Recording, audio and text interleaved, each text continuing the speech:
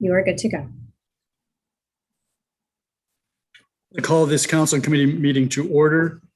Before we proceed further, I want to acknowledge that the land upon which we're all gathered in our various locations is the traditional territory of the Haudenosaunee and the Anishinaabe people, many of whom continue to live in our community and add to its richness and diversity. Madam Clerk, the roll call, please. All members of council are present, your worship, with the exception of Councillor Dubanow. Thank you. There's no addendum this evening. Just one announcement that I wanted to make, and that is on Saturday, August the 14th. That's this Saturday coming from 10 until 4 p.m., I believe, or 6 p.m. There is a pop-up vaccine clinic. Anyone can walk in. As long as you've got identification, you can get your first or second dose. And that further information can be found on the Niagara Region Public Health website. That is a clinic that has been worked on by Public Health in conjunction with Wayne Gates' office, and the Ridgeway Lions and the Crystal Ridge Center have provided the space. So anyone in Fort Erie who wishes a vaccine, and this is a great opportunity for you to get either your first or second dose. August the 14th, Saturday, starting at 10 a.m. Are there any declarations of pecuniary interest? There being none, then there are some upcoming public meetings. There's a proposed zoning bylaw amendment for 85 Idlewild Street that will take place on Monday, August the 23rd at 6 p.m. Via Zoom. The information report for that application will be available to the public 5 p.m. on August the 18th. There's also a proposed zoning bylaw amendment for 4002 Erie Road. And again, same date, August the 23rd, starting at 6 p.m. That again will be a Zoom meeting, and the information report for that will also be available 5 p.m. on August the 18th. There's a further proposed zoning bylaw amendment with respect to 246 and 248 Henrietta Street in Fort Erie, and same evening, and an information report will be available August the 18th, 2021. So it sounds like we're going to be busy on August the 23rd. And then there's an open house with respect to proposed development at 3285 Thunder Bay Road. That's the south east quadrant of Burley Road and Thunder Bay Road. That is on August the 30th, 2021. And again, that will be done digitally, and anyone who wishes to participate can contact Aaron Butler, Town Manager of Development Approvals, either by email. His address is on our website, or you can call the town hall and ask for Mr. Butler. There is a public meeting this evening, and that is a proposed zoning bylaw amendment for 3719 Highland Drive. This meeting is pursuant to the Planning Act, will be conducted via Zoom. The typical process would be that a member of staff will provide some background information to members of council, and members of council have any questions they can ask at that point in time. Thereafter, the proponent has an opportunity to address council and respond to questions by council. After that, the clerk will read in any letters or comments that we have received after the report. And then I will ask if there's anyone who wishes to speak in support of the application, followed by anyone who wishes to speak in opposition to the application, or to simply ask questions to which staff can respond or may refer response to a further report, if there is a further report. If you are on a, let me just get this correct. If you're on a digital device, there will be a place for you to raise your hand. And so when you are called, if you raise your hand, Mr. Butler will recognize that and admit you into the meeting if you wish to address council. If you're on a phone, you raise your hand by pressing *9, and Mr. Butler will unmute you in either event when you're admitted into the meeting. I think that covers the ground rules, does it not, Madam Clerk? Mr. Butler is shaking his head in the affirmative. That's correct. So then at this stage of the game, we will ask Mr. Vanderveen to provide us with some background information regarding the application. Good evening, Mr. Vanderveen. Good evening, Your Worship. Thank you. Good evening, members of the public and the rest of council. Just going to commence sharing my screen.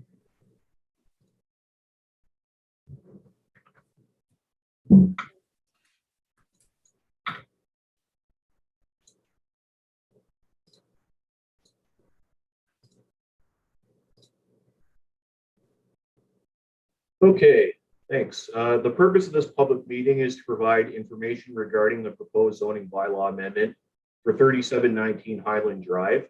This application intends to permit creation of a new lot intended for future development of a residential dwelling. The retained lot will continue its use as a residential dwelling. The zoning of the retained portion of the subject lands is proposed to change from residential 1 R1 zone to a site-specific R1 zone that permits a reduced rear yard setback and recognizes the existing deficient exterior side yard setback from South Mill Street. The zoning of the proposed new lot will change from residential 1 R1 zone to a site-specific residential 2 R2 zone that contains provisions to permit reduced lot area and increased lot coverage of the proposed dwelling. Notification of the August 9th, 2021 public meeting was provided in accordance with the requirements of the Planning Act by placing a notice in the July 15th, 2021 edition of the Fort Erie Post newspaper. In addition, all property owners within 120 meters were mailed a notice of complete application and public meeting on July 15th, 2021.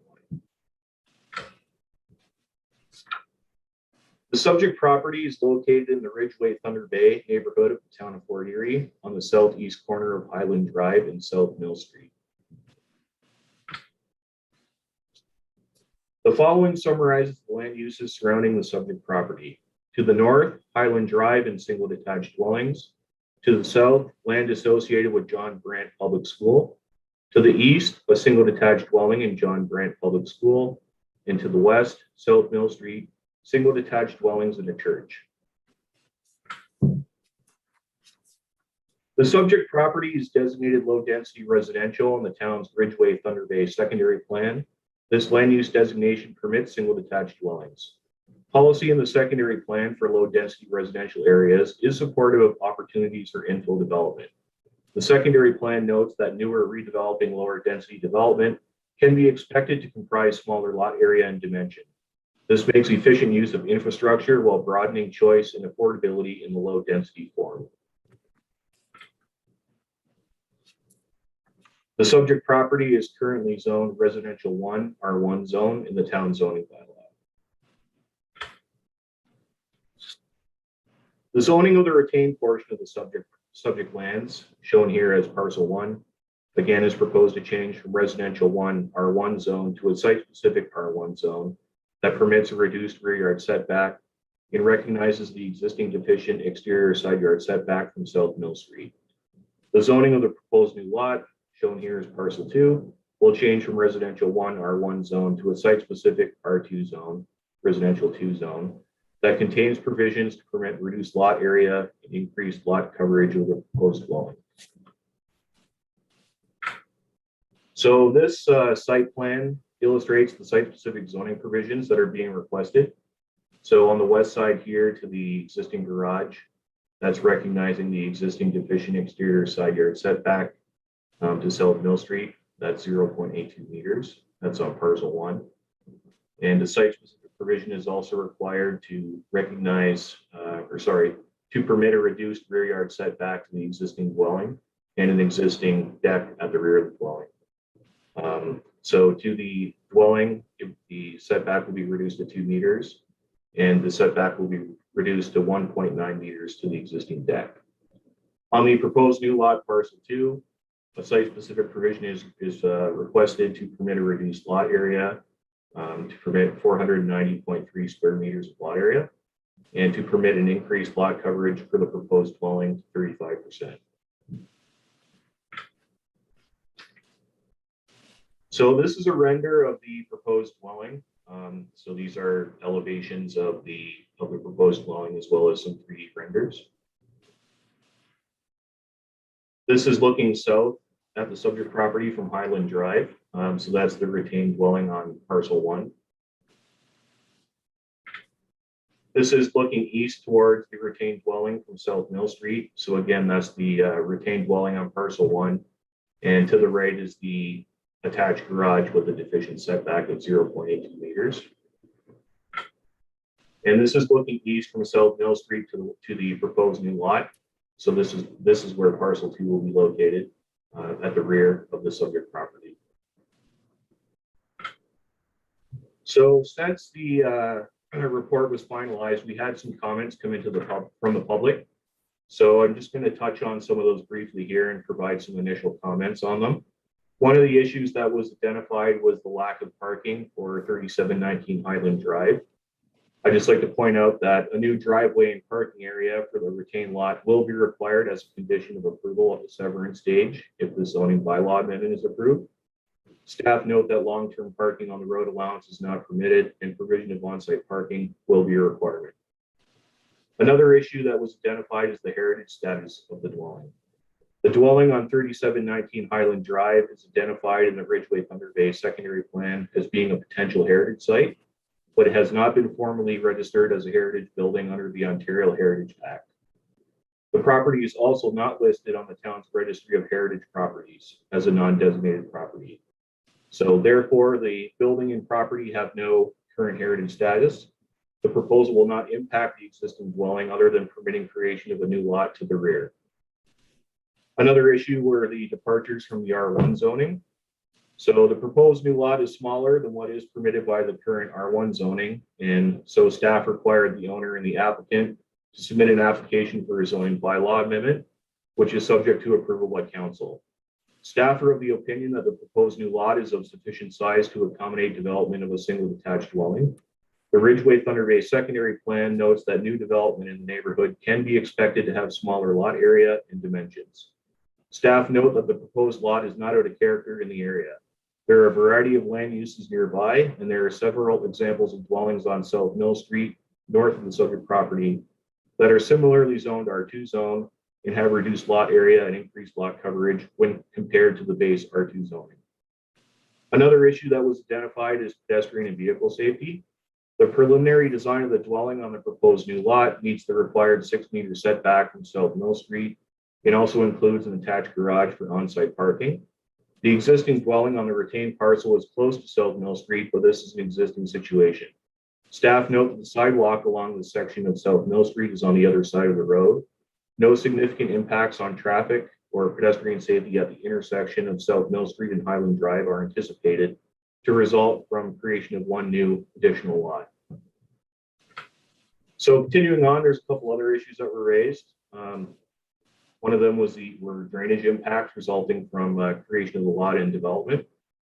Just like to point out that drainage is reviewed as part of the building permit process. The owner will be required to submit a grading plan that demonstrates that there will not be any negative drainage impacts to adjacent properties resulting from the development. The proposed new dwelling and site grading will be required to adhere to the grading plan. Another issue was privacy impacts on the parcel to the east. Staff may require that screening be added to the rear of the proposed new parcel to provide privacy to the parcel to the east as a condition of approval for the severance. This could include installation of board-on-board fencing or use of landscaping to provide screening of the rear yard of the parcel to the east. And finally, the shipping container on the property was identified as an issue. The shipping container on site will be required to be removed as a condition of the severance application. The existing container does not appear to meet the zoning bylaw regulations for use of a shipping container as an accessory building. If this application is not approved and the container is not removed, town may initiate bylaw enforcement for the shipping container. And that concludes my presentation. Thank you. Thank you very much, Mr. Van der Veen. Are there any members who have questions of Mr. Van der Veen? Councillor Noyes. Thank you. I'm wondering if we can go back to the plan where the site plan with the streets, not the site plan, but there was yellow writing. I couldn't read any of the yellow writing. I don't know if anybody else could. The aerial photo. The aerial photograph where it says there's arrows and there's little boxes, but I couldn't read anything in the yellow. Mr. Vanderveen, can you put that back up? Yep, 1 second. I don't know if I'm the only one who had problems, but I can't read it.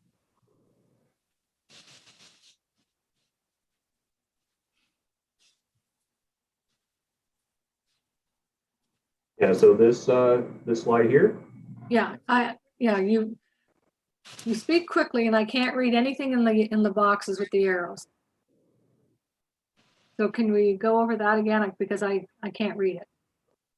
So Mr. Vanderveen, maybe you could start on the left-hand side of the photograph and tell us what's in each box. It is hard to read. yeah, so the first box to the upper left, that's pointing out the setback to the existing attached garage, the existing dwelling on the retained parcel. So this zoning bylaw amendment will be recognizing that existing deficient setback. The setback to the garage from the lot line is 0.82 meters. So moving to the right, the next zoning provision that will be required is a reduced setback to the rear yard setback to the dwelling on the retained parcel. So that will be reduced to 2 meters to the dwelling and 1.9 meters to the existing deck. So moving on to parcel 2, this would be the new lot. A zoning provision is required to permit reduced lot area of 490.3 square meters. The R2 zoning normally requires 510 square meters for a new lot. And a provision is also required to permit increased lot coverage for the proposed new dwelling to 35%. The base R2 zoning normally limits lot coverage of a dwelling on a parcel that size to 30%. Councillor Noyes? Yeah, no, thank you. And just leave that up. I have another question. Where is the backyard of parcel 2 of the new lot? Like, because I know there's a huge side. Where is because you're asking for a reduction in that, right? So where is the backyard of parcel 2? Can you see my pointer? Yeah, Okay. This is the backyard of parcel 2. So the front lot line is here along South Mill Street. The rear lot line is to the east. This is the parcel abutting to the east. So this is the rear yard setback for parcel 2, and that does not require a reduced rear yard setback. The reduced rear yard setback is on parcel 1. So with this new lot being created, it does require, under the zoning bylaw, technically this is the rear lot line. okay. Sorry. So so when I'm reading the report, it refers to the rear yard needing only being 2 meters or 1.8. Are we talking about the new lot or the old lot then? That would be the old lot. So that's the setback located here.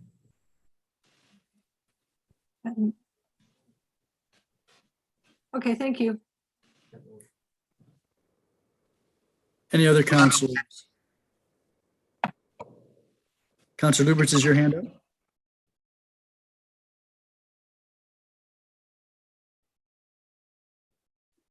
Did you have your hand up, Councillor Lubberts? Yeah, thank you. Go ahead. I'm just wondering, is the frontage okay on this rear lot that they're creating? Through the mayor to the councillor, yes, the frontage of both the retained and the new lot meet the zoning requirements. All right, and we've had a problem before with lot coverage. Can they not reduce the size of the house to meet their lot coverage? It's something we posed to the applicant. So, The answer is yes. yeah, through the mayor to the councillor, we can approach the applicant to see if something can be done. If the proposed lot coverage is an issue. Yeah, because I mean, when I'm looking at your renderings here and it looks like it's a fairly good sized house that they're trying to put on a small lot. And I'm wondering why staff didn't bring that up previously to the owner. Mr. Vanderveen, do you have any insights into that? whether that was a matter of discussion with the applicant. Yeah, through the mayor to the councillor, it was identified at the pre-consultation stage. However, the applicant is free to apply for, to ask for that type of site-specific provision to implement their design.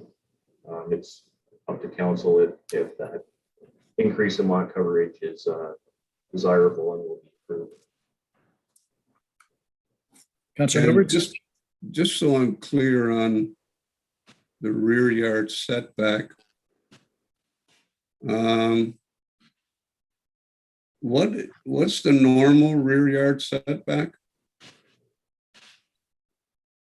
So for the R1 zone, the normal rear yard setback is 10 meters. So this one is being reduced down to 2 meters essentially. However, I will point out that the side yard east of the dwelling on the retained lot is massive, and that's essentially functioning as the rear yard for the dwelling. I believe that setback of that eastern side yard is about 17 meters, which is well over the 10-meter minimum required. Yeah, I get that, but it's still the rear yard and it's still the side yard, right? We didn't change the frontage on Highland, did we? Through the mayor to the councillor, that is correct. The yards have not changed as a result of this proposed amendment. So what happens to us in the future? We're looking at you're allowing reduced rear yard setback, and here we go with this. You set a precedence. Now we have a rear yard that we're allowing to be substantially less than what it should be. And my fear is that you're going to be doing this in the future. And what's the difference again? You're supposed to be 26, 10 meters. Is that what you said? And you're only 2 meters for the rear yard? Mayor to Councillor Lubberts. Yes, this application is requesting to reduce the setback from 10 meters to 2 meters in the rear yard. That's 25 feet. I don't know that I can support that. Any other members of council? Mayor Redekop, I just need to ask the question, where does that put us with rear yard setbacks? Is that the new setback then, 2 meters? Well, this is an application, and whatever happens, if, as an example, this were approved, this would be specific to this particular site. It would have been granted a variance to permit a rear yard of the magnitude that's referred to in the report, which is 2 meters or 1.9 meters, I guess, from the existing deck. That could be a precedent for future applications of a similar nature, but it'd have to be of a similar nature. Otherwise, the bylaw requires for R1 zone a 10-meter backyard. So this is essentially a minor variance that council would be granting in conjunction with the zoning amendment that has been requested, if it's approved. Well, yeah, but the problem that I have is read the report. The report says that if we don't approve it, then we're going against staff's recommendations. Staff's recommending that we allow this to happen. That's in our second opinion clause. That's what's If in we the go report. against staff, we're in trouble. Well, Councillor Lubberts, if this is approved, then we have adopted staff's recommendations. If it's not approved, then what is suggested, if we're not inclined to approve it, then we should get some other planning advice or a second opinion so that there's something that we can take to LPAT if in fact the applicant were to appeal that. The other alternative would be for the matter to be referred back to staff after they've taken into account any comments that have been received from the public. some of which Mr. Vanderveen has attempted to respond to, some of which maybe not. I can't support the rear yard setback. That's all that's going to do is set a precedence. And you So can at this say what stage- you want if it's similar in nature. That doesn't mean nothing. In the 10, 12 years that I've been on council, that means nothing. At this And, stage, Councillor Lubberts, we're not, this is just the public meeting. And so we will have the report on our agenda. And at that point, you can make further comments with respect to your position on this.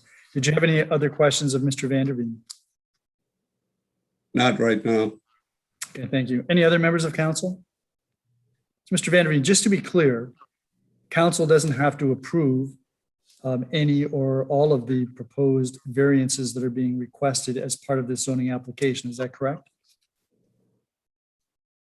Yeah, that is correct. You could always if council feels that one of the requested provisions is unsatisfactory, we could go back to the applicant and say, this wasn't identified as an issue by council. Please revise your proposal, and then we could come back with a revised proposal if needed. And council has recently taken a position on another small parcel that it would not permit construction of a house beyond a certain lot coverage. That's a possibility in this situation? Yes, that is a possibility. Okay. Any other members of council? If not, then I'm going to suggest that we go to the proponent to hear from the proponent. I'll bring them in now, Your Worship. Thank you.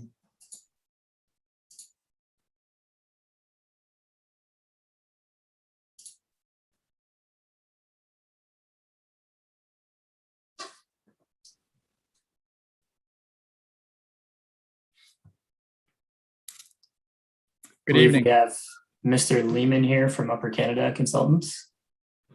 Good evening, Mr. Mayor, members of council. If I may, I'm just going to share my screen in a brief presentation.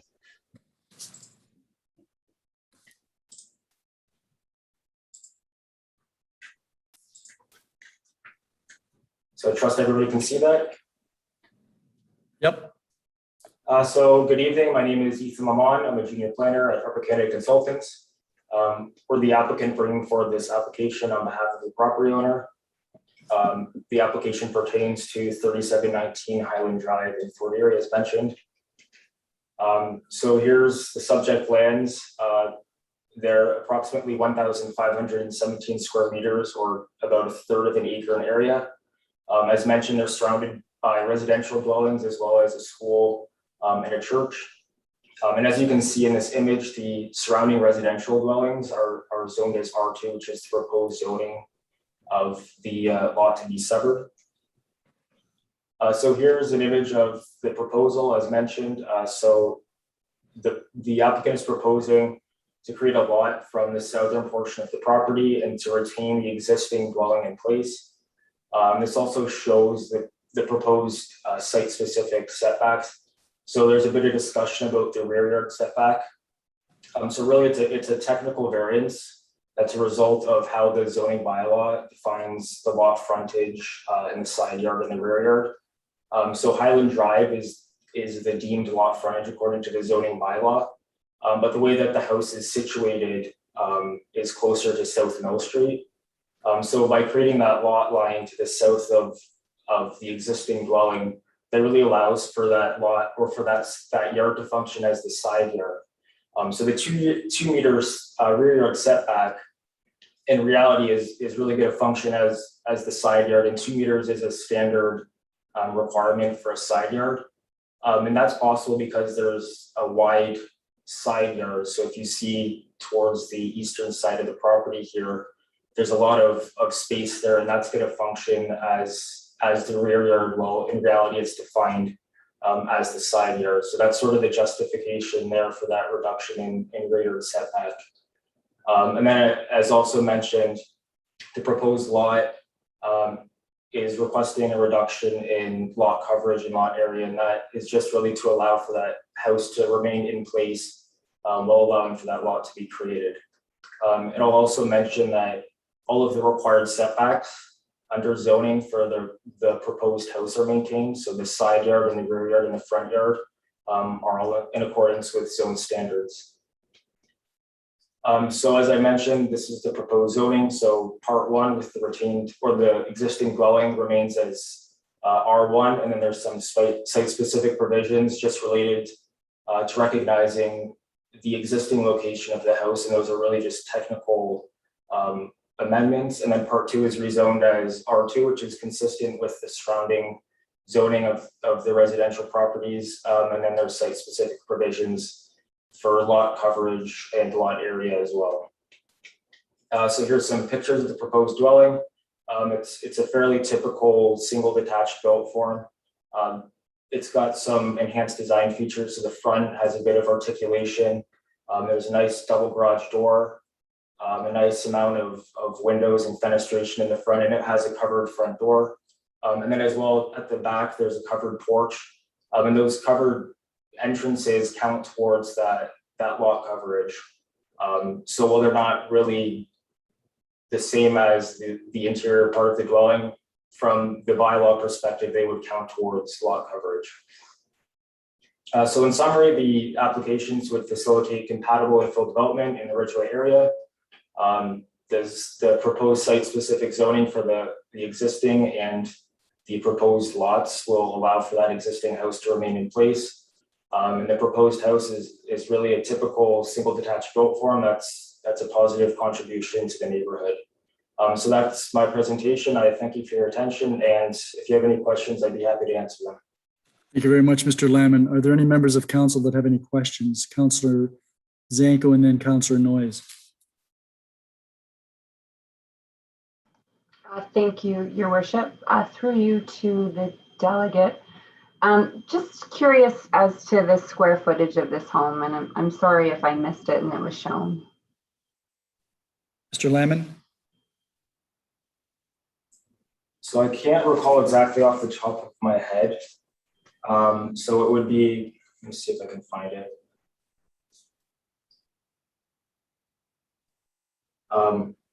Sorry, yeah, I don't know off the top of my head. I could do a quick calculation here right now. But it's a two-story dwelling. I mean, from the renderings, it looks fairly large, but because of the lot size, it's, in my opinion, it's pretty well proportioned to the property. So.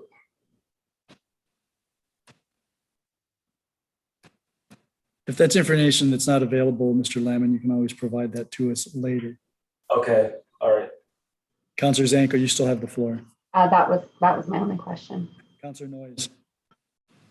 Thank you, Mayor Redekop. That was one of my questions about the square footage, but the other question I had, what is the driveway length? So I see the garage is forward to the street. Mr. Lamon? Sorry, is that the driveway like for the existing or the proposed lot? Proposed. The proposed lot, the driveway is 7.5 meters in length. Is that to the lot line or is that to the road? That is to the lot line. And what is the zoning for, what is that, does that meet the requirements? That meets the requirements for setback to a garage under the zoning. Okay, thank you. Any other members of council? Councillor Lubberts.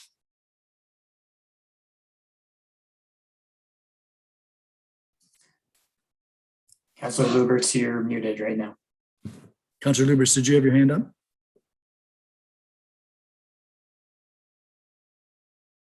Yeah, thanks, Mayor Redekop, but no, I'm sorry. I'll have to wait until the report comes forward, but just a quick question. Have you consulted with the owner about reducing the size of the house to meet the lot coverage? Mr. Lamon? Through you, Mr. Mayor, to the question, I have not consulted with the property owner. This was the house design that they provided to us, but that's certainly something that we could go back if that is council's wish. Okay, thanks. Any other councillors? So Mr. Lamon, just you indicated that the R2 zoning is consistent with the surrounding area. My recollection is that much of the area is zoned R1.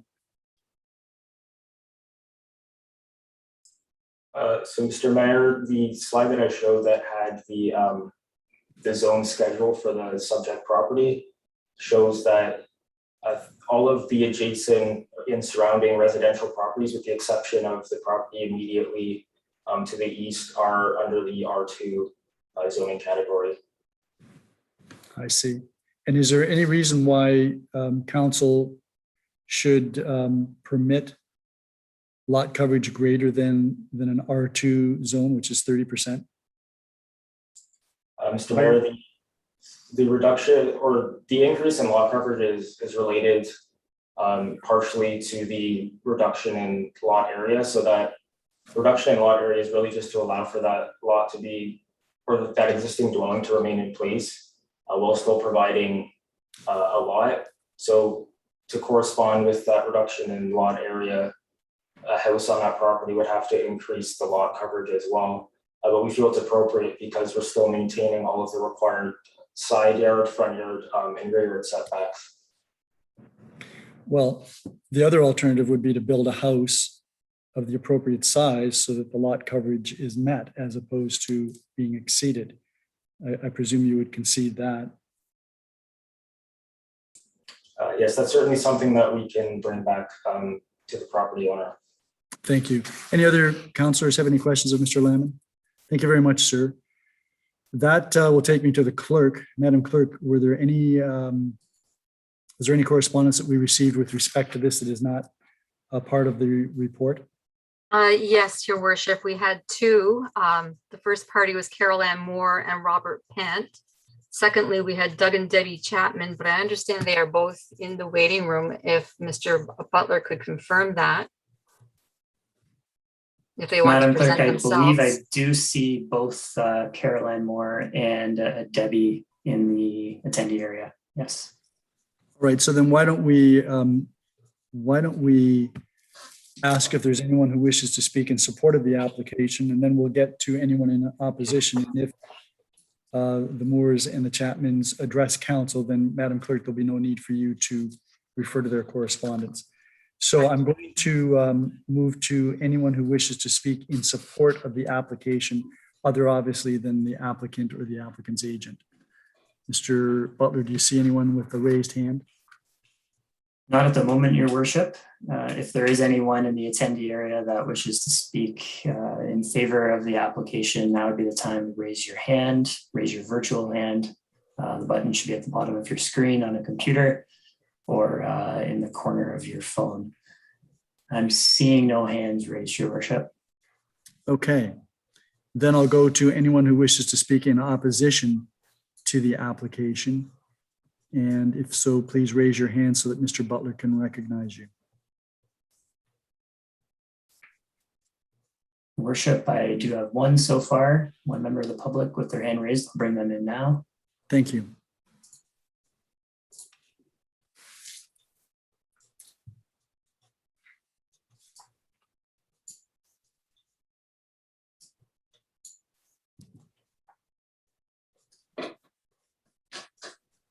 Good evening, Ms. Moore. Are you able to hear us?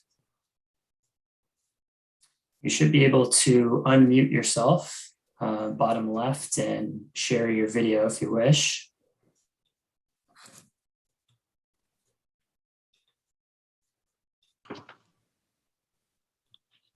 It looks like you've unmuted and there's your video. Great. So before we proceed, could we have your names and address for the record, please? Carol Ann Moore, 3709 Highland Drive. Robert Ponte, 3709 Highland Drive. Thank you. Ms. Moore, Mr. Ponte, please proceed. Do you want us to read our letter, or? Did you have a video? No, I did not have a video. Yeah, okay, that's fine. So you can tell us your position. If that involves reading your letter, that's fine. If you want to encapsulate the main points, that's fine too. Yeah, because we did forward the letter to you, so I guess You did. those have it. This is a public meeting, and so you have an opportunity to address council directly. So you may want to touch on those points that you included in your letter. Okay, so some of our points were the lack of parking. The proposed severance would go directly against the town of Fort Erie's comprehensive zoning bylaw for parking regulations. For ingress to and from the required parking spaces and areas. The bylaw also proposed changes to 3719 would not have sufficient parking or egress to potentially garage parking space as per currently, only 0.82 meters of to the face of the garage. So her current driveway is not long enough as it is on the old house or on the original house.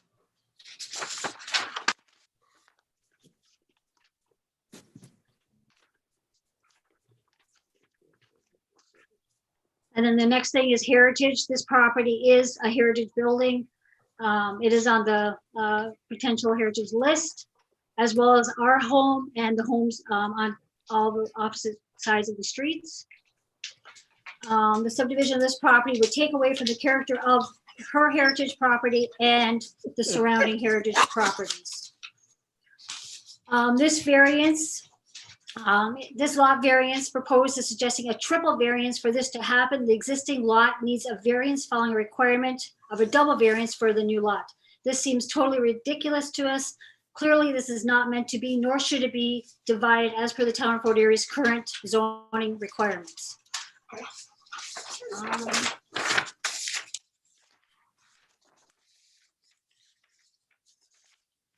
Safety, our biggest concern is the safety, because adjacent to us is John Brandt Public School, and also the church parking lot is across the street from this lot. The proposed lot is a very congested area. For 45 minutes twice a day, this area over here becomes just filled with to capacity and beyond. There is no parking allowed on either side of the street on South Mill. There is the church parking lot fills up with cars for student pickups. The drop-off area is a few meters down the street from there. There's a pedestrian crossing on that street. The corner of South Mill and Highland Drive has a high fluctuation in traffic volume twice a day. South Mill Street, if anyone has ever been down South Mill Street is a very narrow street. The safety of the children should be of our utmost importance, as the addition of a new property and accompanying vehicles in driveways would block existing sightlines, creating an imminent danger for children leaving or going to the school. As young children may not be able to see vehicles approaching, and vice versa when vehicles not seeing the children. We also have a huge concern for the resale value of our Century Estate home that we have owned for over 30 years. If it is the proposed severance is passed and a new home is built in our backyard. Also, we will lack privacy in our backyard with a new home there and with a short-term rental property there as well. This is due to the fact that 3719 is a corner lot and the property only has a side yard, which is adjacent to our property. The entire dynamic of this neighborhood would be ruined. One of our other concerns is the potential for water runoff. The proposed severance and then accompanying new built property may have a negative impact on our neighboring properties with regards to water runoff.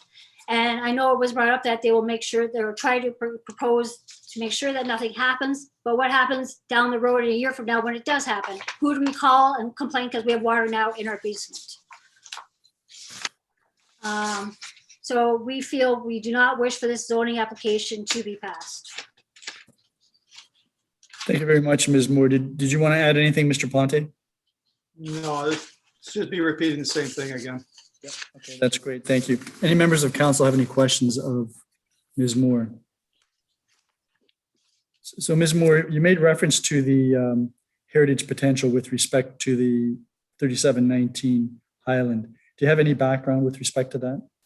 It is, yeah, I have it. It's on, it's in the list for potential heritage distinction. It's a town.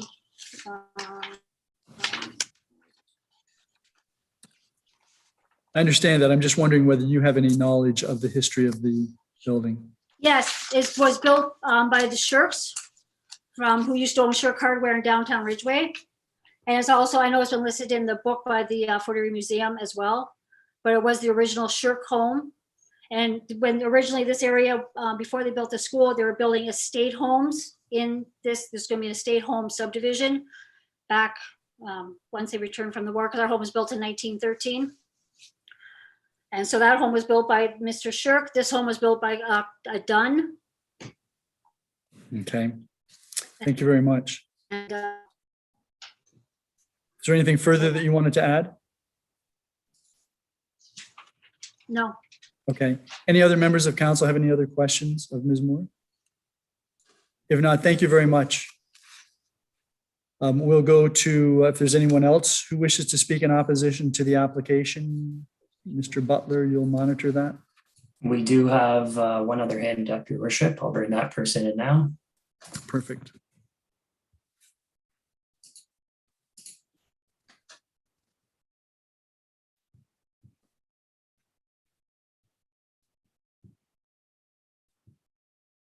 So we have Debbie coming in. Debbie, you should be able to unmute yourself in video. Hello, Ms. Chapman. Hi, how is everyone this evening? Good. Could we have your name and address for the record, please? It's Debbie Chapman and we live 3708 Highland Drive. So we are almost directly across from the home that we're discussing. Thank you. Please proceed. Well, we are also opposed to this build. We've owned this home almost 25 years and we have a very large actual double lot that our home sits on half of. And this home is one of the original homes that was in this entire block, actually several blocks. So this home was estimated to be built in the end of the 1800s and registered in 1900. And this used to be called Spring Street, actually, before it was changed to Highland Drive. So water is something that we're all familiar with, drainage and basement flooding and things like that is an issue for us. So our concerns are also regarding the water drainage that may occur to our neighbors and to our street. Hopefully not to ourselves as well, because we do slope. This area does slope down. And so our neighbors next door, who we're going to join and we're tied up, we've also always battled with this drainage issues. But another issue for us is the heritage value of our home. We bought this home knowing that its age and its history, the stone wall basement and the French doors and all its quirks and ghosts and everything else. It's in a very old home area. So popping one of these new giant, I'm not sure what he called it. He referred to it as, standard typical home in this area. And that adding that in behind that old heritage home across the street is hardly standard or typical. And it's a great big monstrous house. None of us have great big 2-car garages that get squeezed in between a house. So it won't appear to be the neighborhood that it has always been and respected for. The trees that are going to be lost and in the process as well, that saddens me, but that's a different thing altogether. The safety and concern of the children at the school has been an ongoing challenge, and we've discussed that several times with the town and your worship as well in the past, and many of the councillors I see present as well, simply because there is not yet the sidewalk that was supposed to go around the block and put in place in front of the home we're discussing. So the children are crossing South Mill to the church area, which due to the school, the size of the school, and especially now with this pandemic and changes. I also belong to the church that is right across on the other side of that home. And that's an ongoing battle as far as parking goes. There's discussion now in our church.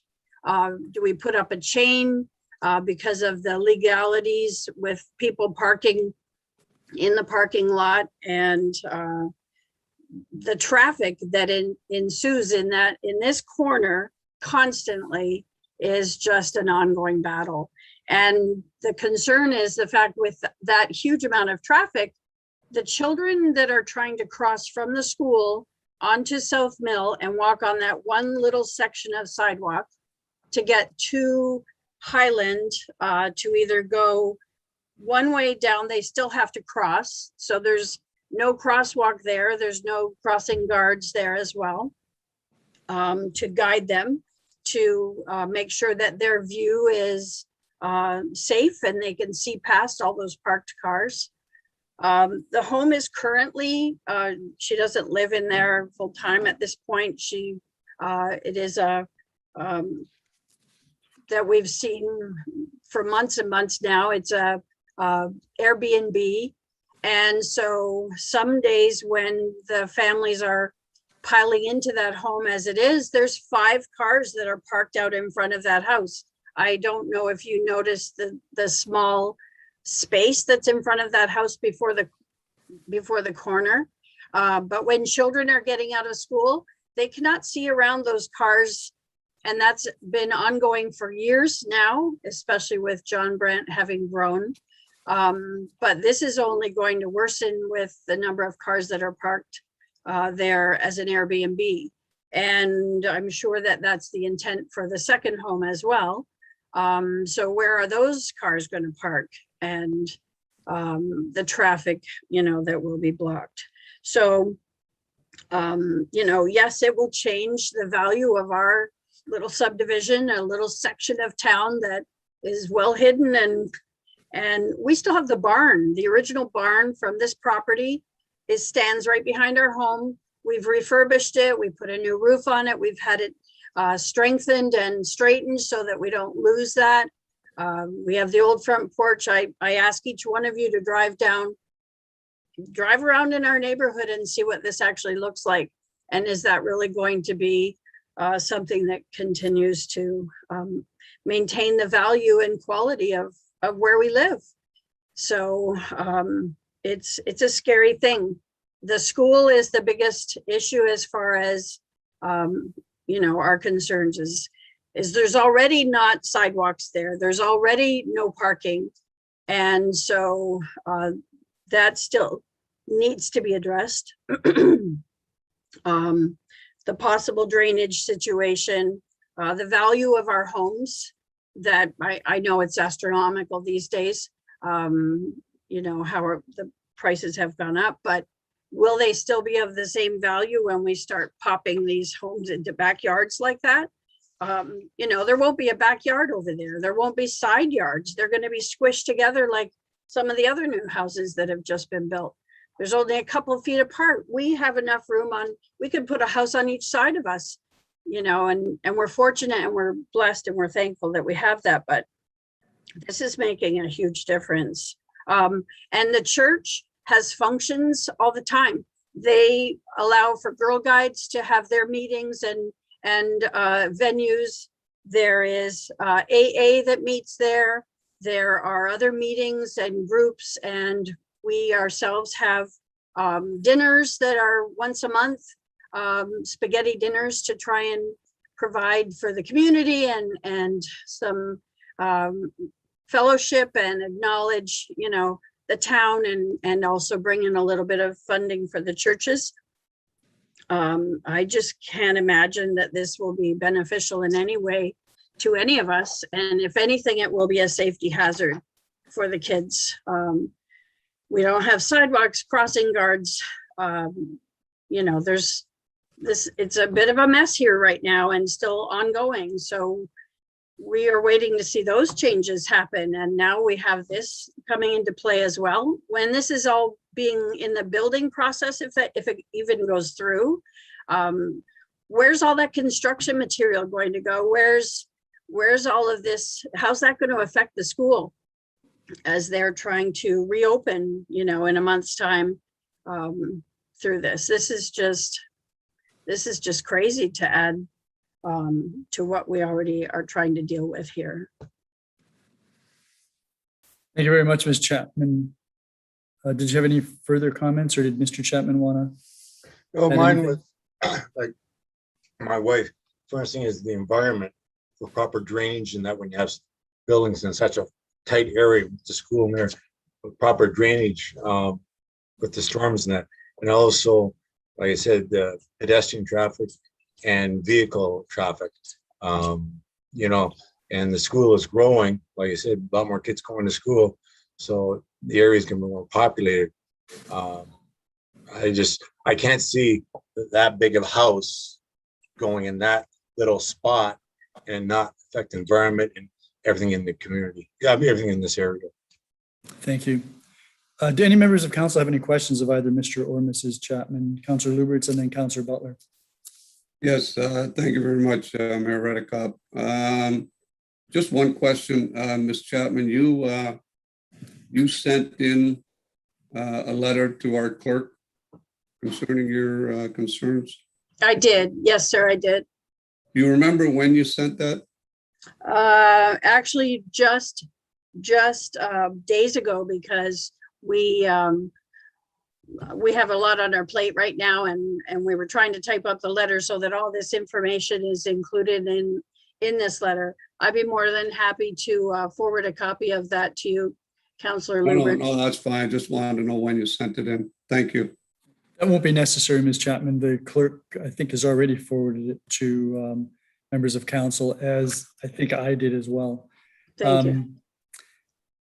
Councillor, did I see another councillor with their hand up? Mm-hmm. Councillor Butler, sorry. Please proceed. Thank you, Your Worship. I just wanted some clarification. Ms. Chapman, you were saying that your concerns are with respect to the pedestrian and vehicle obstructions, but are you meaning just during the construction phase or after the completed project? No, after the completed project, because of the additional cars, the additional parking. There's no distance between that home, the home that's existing. There's barely enough room for her to park her car. That's why she parks her car on town property that is in front of the house that was paved. And that's why there's 5 cars at sometimes out there for her Airbnb, because that section of town property was paved and she uses that as her driveway. She doesn't have room in front of the garage of that pre-existing old home to actually park anything but one car or partly into her garage. She blocks what would be a sidewalk, and I understand is in the plans to be a sidewalk. So, you know, the garage meets almost that spot where the sidewalk is. So this new house that's proposed, how is that going to work as well? You know, even though the garages, I think, face the house, the old house, but still, you know, if they have company or something, then where are those cars parking as well? And if they're an Airbnb, then those cars are there all day and all night, you know, and it is blocking the view for the children who don't have any way except across the street to walk. So that traffic and the parking will be more. It will be beyond the build as well. Okay, thank you. Thank you, Your Worship. That was it. Thank you. So just so that I've got a clear understanding here, Ms. Chapman, when parents are dropping off their children or picking them up, where is that taking place now at John Brandt? Right now, it seems to be partly in the driveway at the front of the school over on Ridge Road, coming in off Ridge Road at that main parking section where it was supposed to be. But there are still parents that are insistent on parking and getting out of their car and walking their kids to the buildings. And I only know that because of people that work across the street from that area have seen that. But also they're parking along the edge of South Mill in what it doesn't move too well, but we've experienced that in our lives as well, at dropping kids off at school. But it's a line, it's sort of a Congo line where they just pull up And hopefully somebody assists those kids to get out of the car and walk in through the gate there. And that's only 2 car lengths, maybe 3 car lengths from where this proposed house is going to be.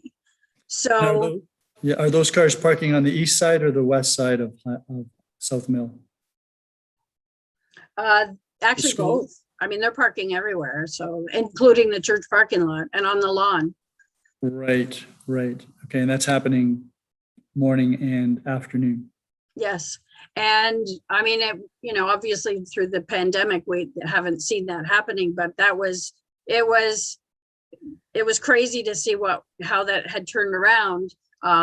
People are still parking on Highland, and that is still a problem. They still park right to the corner, and we still hear cars screeching to a halt because somebody didn't stop or see that somebody was coming through. But yes, they park on both the east and the west side of South Mill, and somewhat still on Highland, the north and the south sides. But so that's already, you know, still an ongoing problem.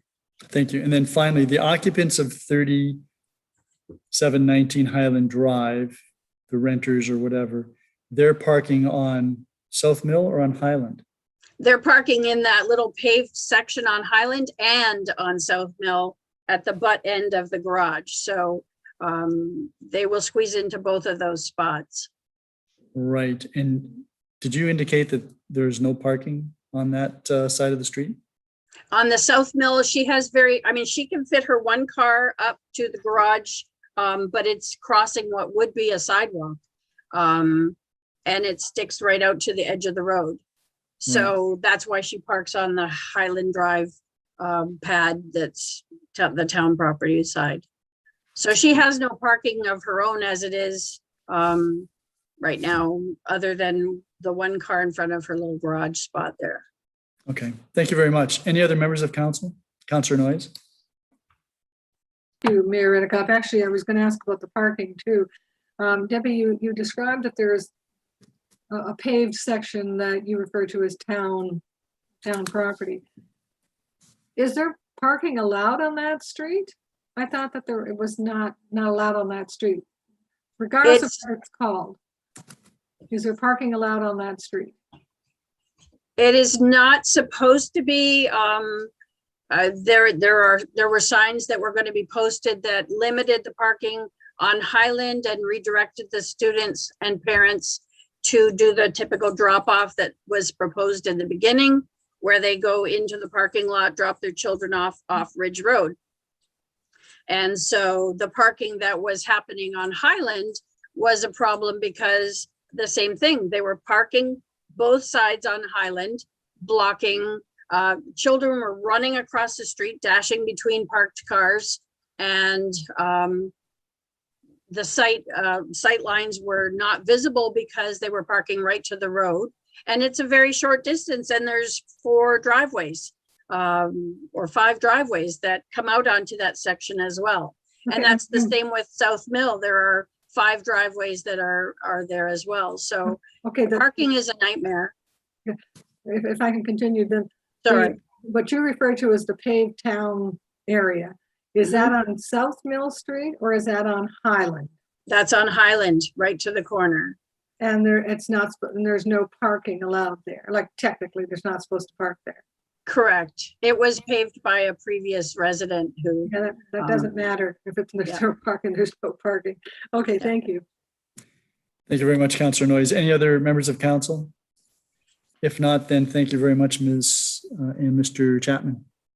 Thank you, Your Worship, and thank you, councillors, for addressing this. Okay, Mr. Butler, I'm going to ask again if there's anyone else who wishes to speak in opposition to the application. And Your Worship, yeah, we do have one more person with their hand up in the attendee area. Please bring that them person in now.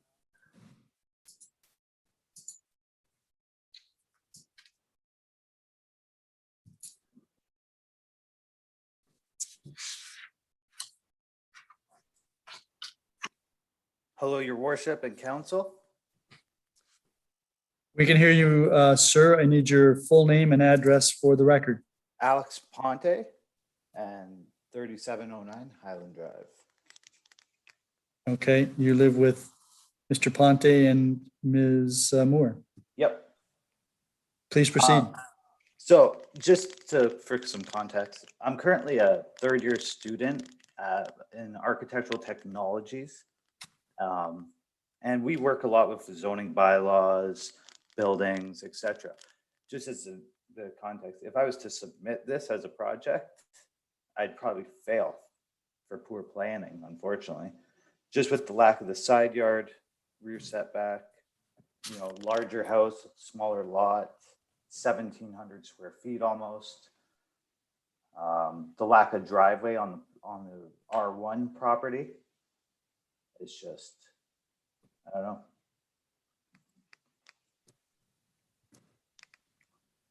Like I said, go That was ahead. it? For Okay, basically, anything further, Mr. Ponte? nope, just poor planning. That's pretty much all I gotta say. Okay. Are there any members of council that have any questions of Mr. Ponte? Thank you very much, sir, for your comments. Thank you for your time. So is there anyone else who wishes to speak in opposition to this application? Mr. Butler, No, Senior. there are no other attendees here, Your Worship. Right, okay, so we've covered that. All right, that being the case, then I'm going to declare this public meeting closed, and we're going to move forward with our agenda. Are there any consent agenda items that anyone wishes to have removed from the package? Councillor Lubberts, is your hand up or are you just stretching it? It's not up, okay. So if there are none, can I have a motion to accept the recommendations and the reports in the consent agenda? Councillor Zanko. Are there any questions or comments with respect to any of these reports? Councillor Lubberts and then Councillor Noyes.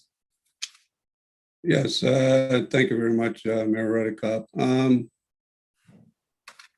I just reading through the report itself and the provincial policy statement. Which report are you referring to, Councillor Lubberts? Which report are you referring to? The watershed plan. Yep, go ahead. PDS 67. And I'm just wondering why on page 4, staff says that if there was a private owner, that there may be other studies that would have to be, that would be required if they were going to amend anything. And isn't this plan, this watershed plan, addressing all of the areas and also addressing future development? So I'm just curious as to why there would be more studies required. And if so, why isn't these studies being done by the region in the report? I believe that there are studies that would be required of the owner of the property, but Ms. Dolch, can you chime in here at all? Sure, I can pipe in. Where on page 4, Councillor Lubberts, are you referring to? I think it's the page 5 of 9, I guess it is really. Page 4, 6, okay. Oh, I think I have it. Yeah, page 5, I'm sorry. So Down at in the bottom, it says private landowner development proposals that require an official plan amendment may be required to do other studies. yeah, thank you. I just couldn't find where you're referring to. Thank you. In terms of that statement, what happens with the development proposal? Obviously, the region's looking right now at a very high level, watershed planning from a very high level. Where is all the water going to the creeks and streams and things like that? As they drill it down, we talk about sub-watershed studies. That's where we start to look at smaller areas. And then ultimately you get down to individual development proposals that have to feed into those sub-watershed studies and and determine with their stormwater how they're addressing those. So that's where the development may have to do further study depending on what they're proposing. And that would be dictated through the subdivision. Councillor Lubberts. Okay, thank you. Thank you very much. And then just looking at Appendix 1, I just want to make sure I'm reading this properly. Appendix 1.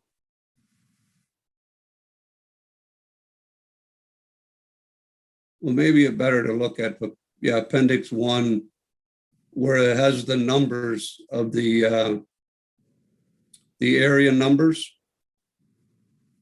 1 to 12, I think. Yeah, so is that Yeah, figure so- 2.2 on page 10, 16? Yeah, sorry? figure 2 point, yeah. The, if I'm reading this correctly, area 12, which is the northeast Lake Erie shoreline, is this map saying that area 12 drains into Lake Erie? Is that what the map is saying? Ms. Dolge? Thank you, Your Worship, through you to the councillor. So this area is just indicating the watershed areas, and area 12 obviously is a watershed area that is along the Lake Erie shoreline.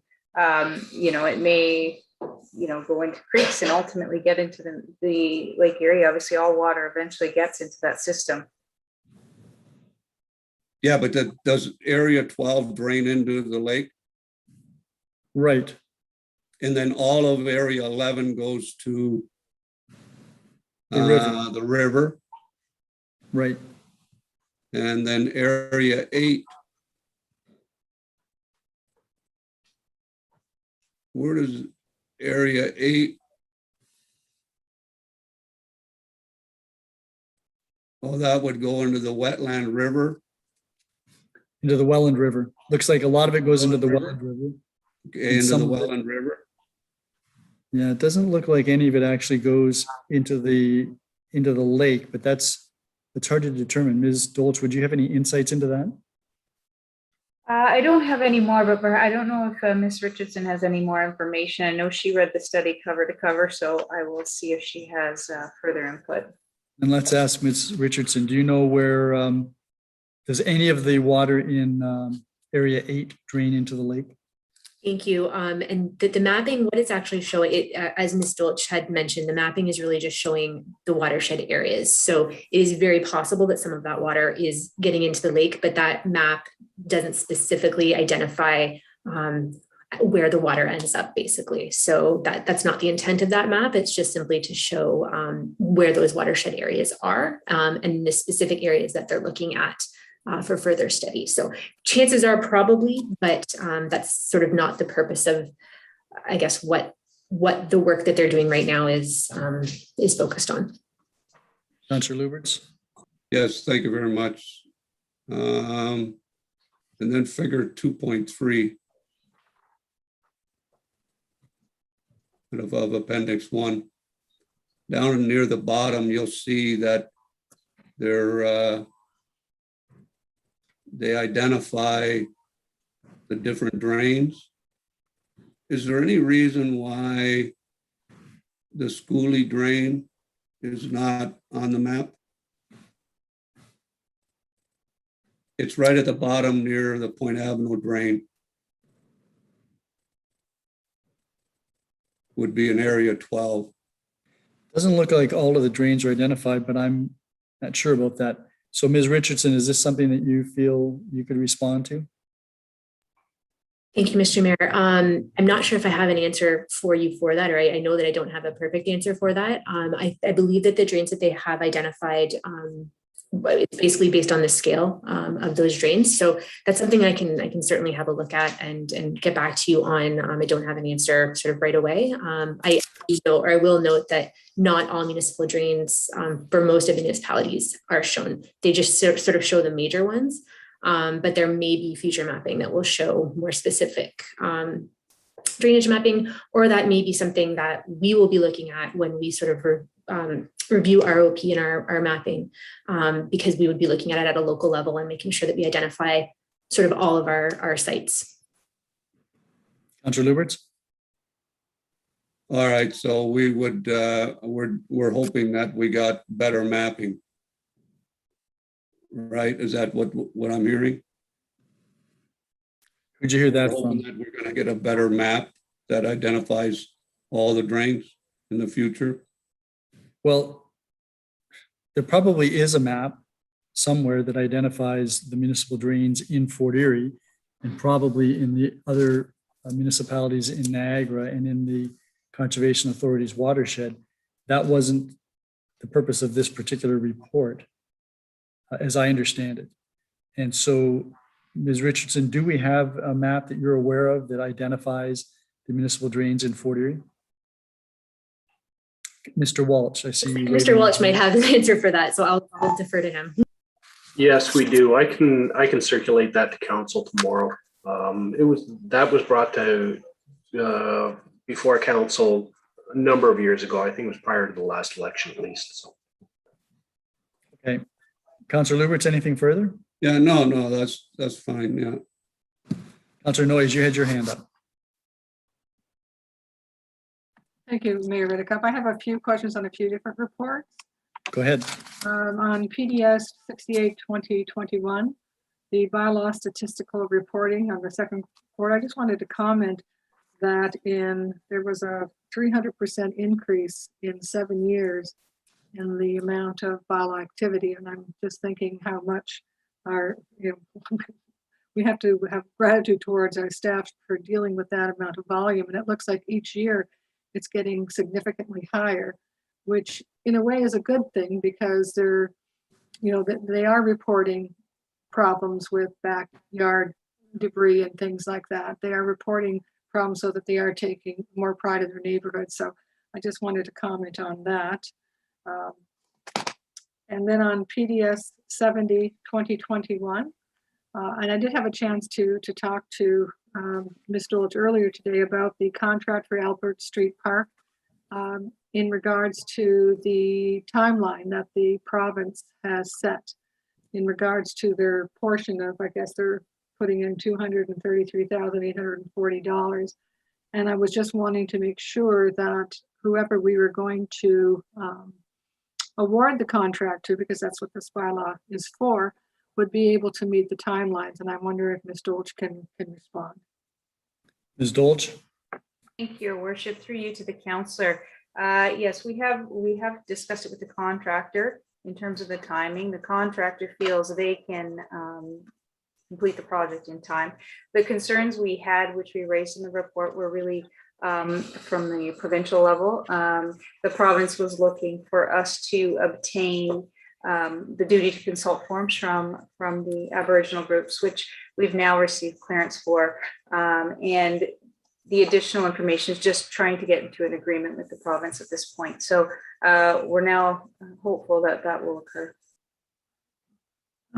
Thank you for that explanation. I would hate to lose the $233,000 worth of park amenities. My next question is IS 40-2021, and I did have a chance to talk to Mr. Walsh about this in regards to the closed circuit inspection.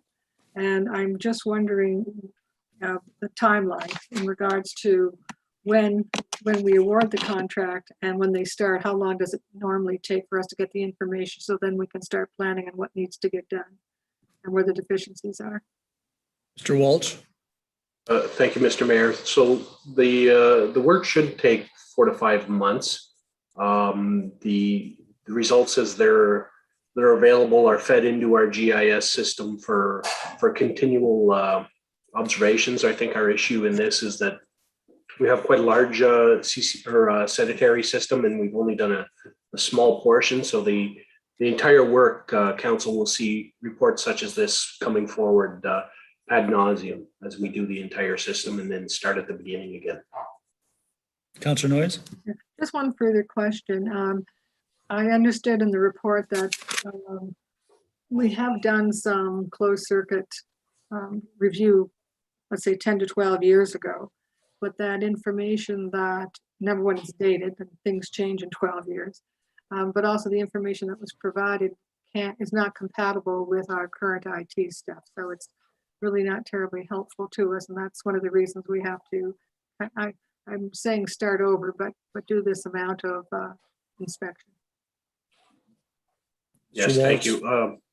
I'd call it updates, but yes, information changes over time. It's best to have current information, and certainly the old information is on a digital format which we can't use anymore. It's like giving somebody VHS tapes these days. Well, someone who still uses VHS, but, but anyway, thank you for the explanation. Anything further, Councillor Noyes? Nothing further, thank you. Any other members of council? Just had a couple of questions on a couple of reports. The one had to do with the report regarding the CIP PDS 69. Is it possible to get a breakdown with respect to the amount of money that has gone towards the creation of residential units in the downtown cores over the period of time? I guess, Ms. Richardson, you'd be the one to ask.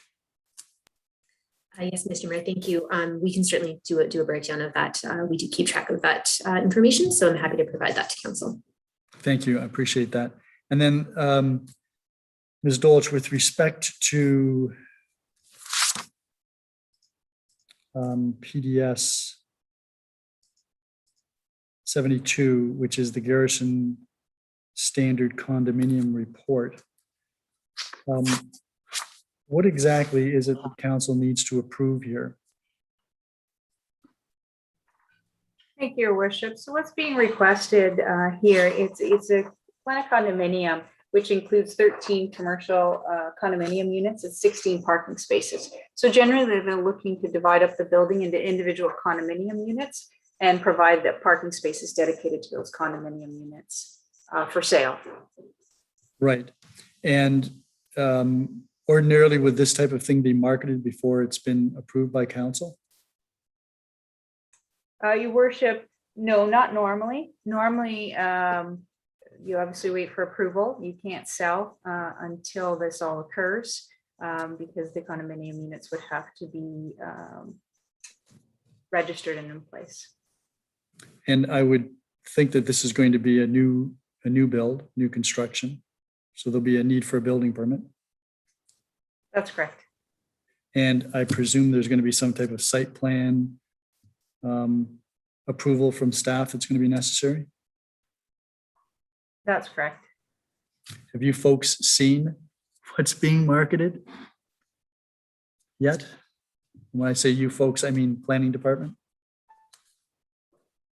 We haven't seen what's being marketed, but we did go through a site plan approval process, so they are approved at this point. So we've seen obviously the designs on the site plan level. I haven't seen the marketing material though, in particular. Right, and this report seems to suggest that it's important for the building to be located relatively close to the street, and yet show a positive storefront or commercial building front to the street. Is that correct? That's correct. That's our preference along Garrison Road. We like to make sure that the buildings move closer to the front with the parking in behind. And are there some design requirements that the developer will have to meet? Design requirements in terms of landscaping design or building design? In terms of what the building's going to look like, to ensure that it does accomplish the desired front on Garrison Road. Yes, and we've gone through site plan approval for that. So all the elevations and the landscape plans and drawings were reviewed and approved. Would you know whether the developer has done any market research about the market for condominium units of this nature in Fort Erie? I am not aware, Your Worship, if there's been any market research done in this with regard to this proposal. I don't know if Ms. Dewaria has any information on that. if the developer has spoken to her about that market research at all. Ms. Dewaria? Thank you, Your Worship. When I had the discussion with the applicant's agent, it was my understanding that the owner was very eager to proceed ahead with the development. But I'm not sure. And she mentioned that there were some potential buyers who were interested in this commercial plaza, but I don't have the details if somebody has, they have finalized anybody. Yeah, the marketing material suggests that they've sold 3 units and there's interest in a 4th. In any event, the rear of this parcel, Ms. Dolch, is excluded, and I presume that's because it's going to be proposed that there be some residential development back there. Yes, Your Worship, that's correct. The secondary plan that we did for this area, the gateway area, showed the residential in the rear, and that's what we're looking to achieve there. So they are working on some designs now for the rear residential portions. Appendix 1 of the report shows what may be an access point from the north off of Walden Boulevard. Is that correct? That is correct. I believe, and the secondary plan concept, I don't know if we have it attached to this report, but there is road connections that will be trying to connect all the way across as well. When you say across, you mean from concession? From concession is what we were hoping. That was the ultimate plan originally. Since that time, Picard's Peanuts has gone in as well. So that may preclude some of those connections. Thank you very much. I don't have any other questions. Do any other members of council have any questions before I call the vote? If there are none, all those in favor of the recommendations in the reports and the consent agenda? None opposed, that is carried. I think. Councillor Noyes, did I miss your vote? You voted yes, okay. Okay, then that takes us to Planning and Development Services and Yes, was that's me. that Councillor Tonight. Zanko? Yes. Tonight it is in Councillor Dubanow's absence. Yes. Planning and Development Services is now in session. We do not have any presentations or delegations this evening. That brings us along to reports. The first report is PDS 12-2021, 2043 Garrison Road, Fort Erie Site Plan Agreement, and this has already been moved, so this is on the floor for discussions. Does any member of council have questions or comments? Councillor Noyes? Thank you, Councillor Zanko. I have had concerns with this since the beginning. I understand that the owners of this property are still not in compliance with the zoning with the bylaw in regards to the fencing. And I think this has been brought to their attention without any movement. I think if we drive by, you can still see some of the fences down, some of the fences up. It's just, they don't seem to care. They don't seem to care. I also understand that in the past, this was a site of illegal growing activity. I think about 3-4 years back, and it was shut down. I would think it would be the Niagara Region Police. And I have a hard time considering, I have a hard time supporting something when there has been this type of history, the past history already on this property, when the number of square footage and the number of buildings far exceeds what they're licensed to grow. They're wanting 20 greenhouses, and I think they're licensed to grow 1,600 plants or around 1,600 plants. You don't need 20 greenhouses to grow 1,600 plants. Not that I grow cannabis, but it seems to far exceed what they actually need. So I don't think I'll be supporting this because, again, I think their past history speaks for itself. I think we'll be chasing them constantly to be in compliance and to follow the licensing guidelines. That's all. Thank you, Councillor Noyes. Are there any other councillors? Councillor Lubberts? Am I still chairing, Your Worship? I'm going to put myself on mute. How's that? I think Councillor Butler's hand up first, and then I'll go to Councillor Lubberts. Thank you, Madam Chair. I appreciate it. So I happen to agree with Councillor Noyes. That was one of the things that I had raised at the last meeting when it came up with was why do you need 20 greenhouses? But after some conversations, I'm under the impression that we can't control the number of greenhouses that they would like to put in place. That's really up to their own personal site plan. But after having some conversations with the director of planning and understanding that there are 987 plants that they have permission from Health Canada to grow indoors. And then there's the balance of 429 plants that they can grow outdoors, and understanding that we have a no outdoor grow policy in place for the municipality, that leaves the 987 plants. So while the consensus is that there's opposition to this particular project, I wonder if it wouldn't be wise for us to put in number 14 as a special provision.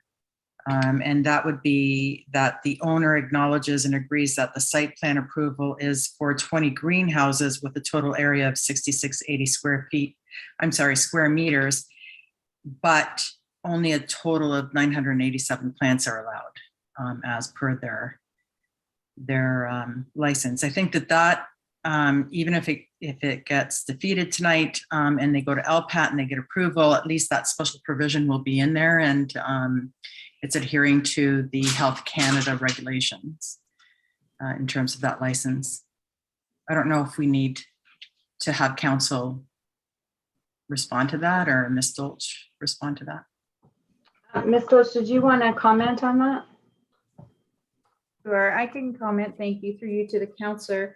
In terms of that special provision, number 14 that you've just raised, obviously what that allows us to do in the future is should they exceed that amount of plants, we do have some recourse to ask for further site plan control beyond what they are permitted at this point.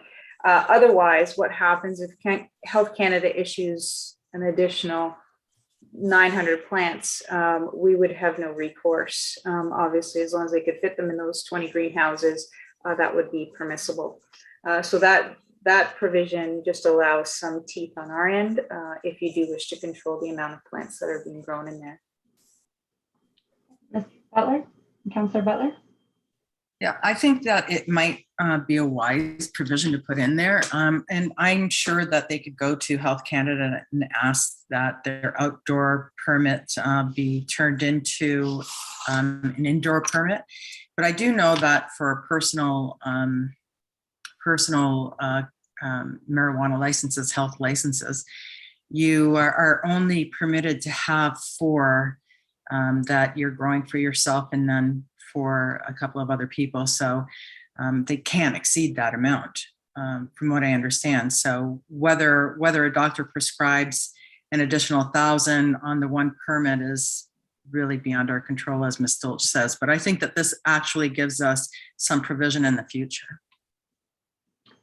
So just so I'm clear, Councillor Butler, are you wanting to make an addition to this report as an amendment?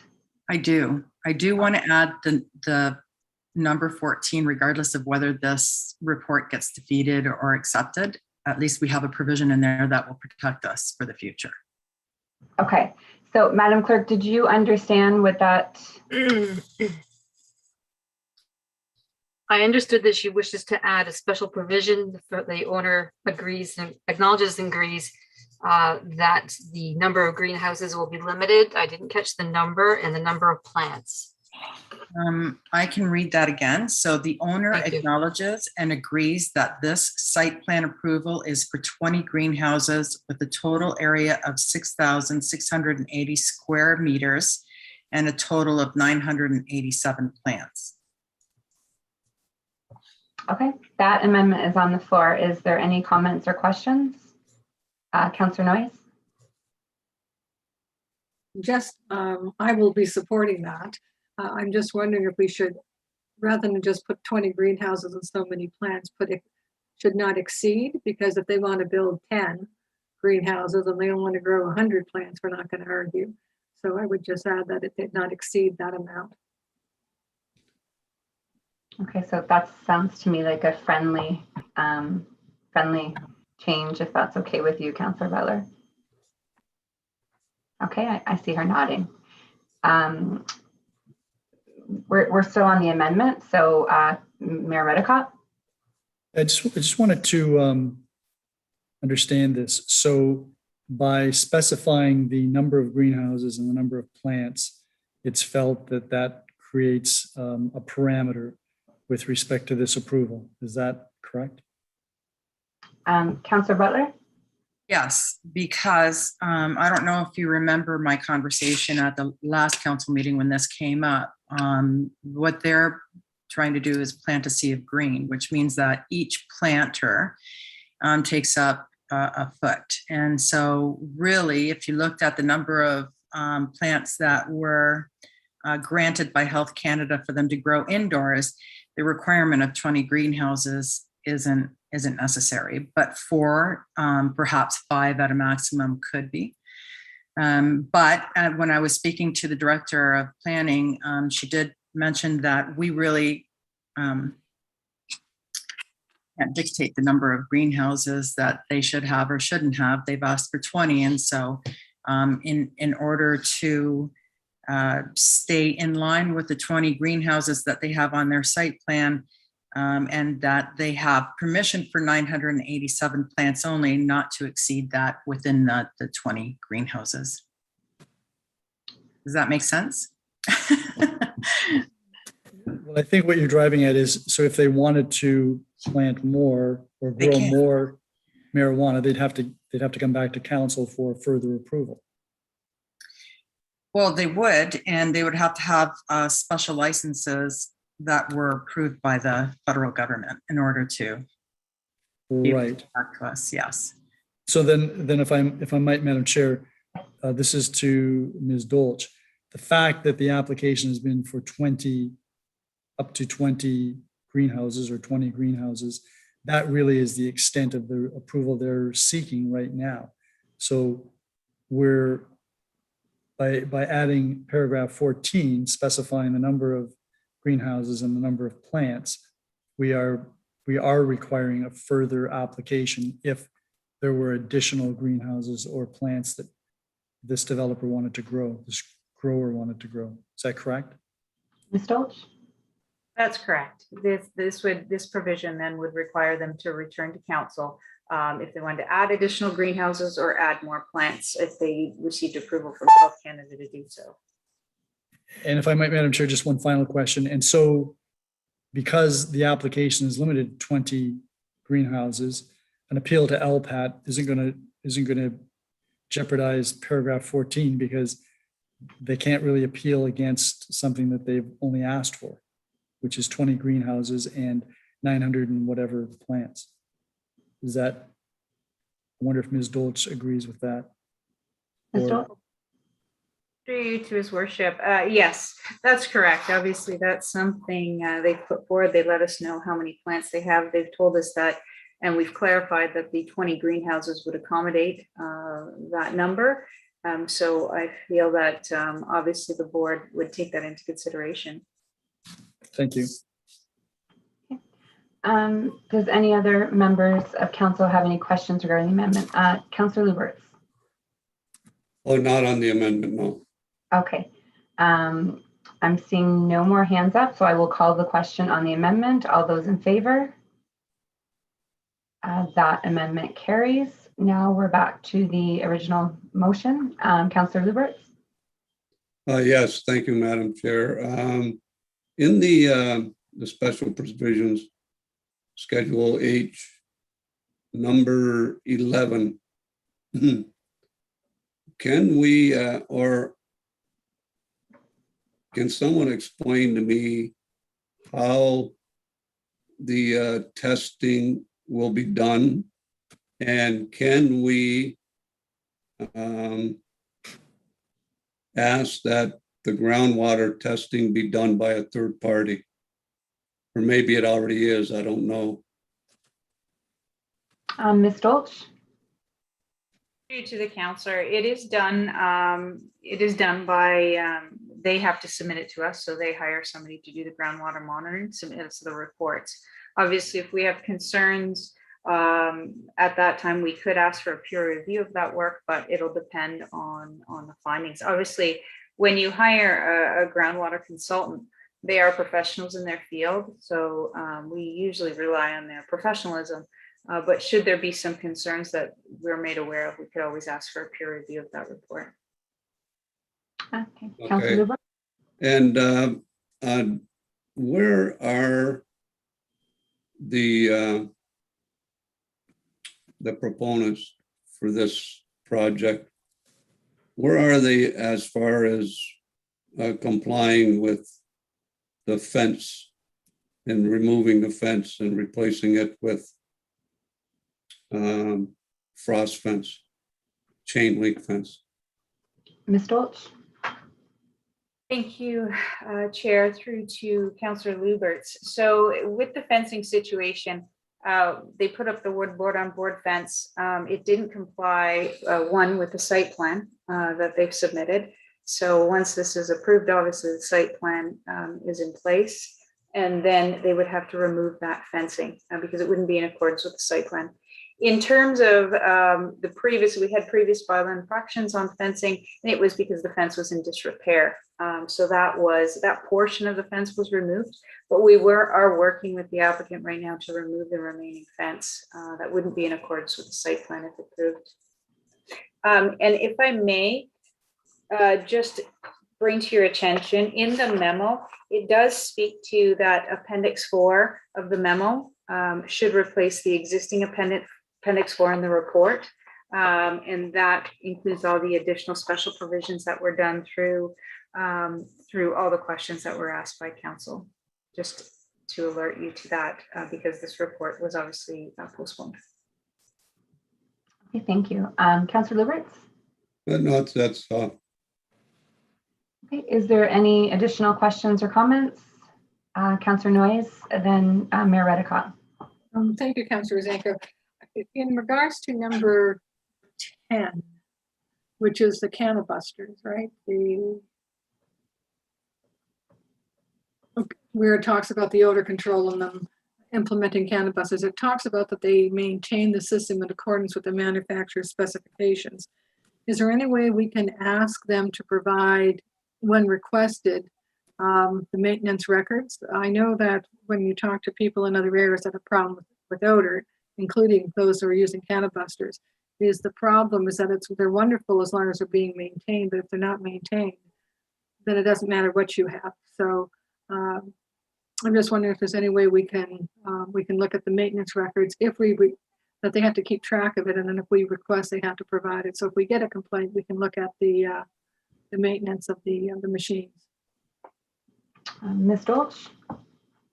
Thank you. Through you to the councillor. You do have the ability to add to that special provision if you like, in terms of asking them to submit the maintenance records to staff for review, on a quarterly basis, every 6-month basis, depending on what you feel.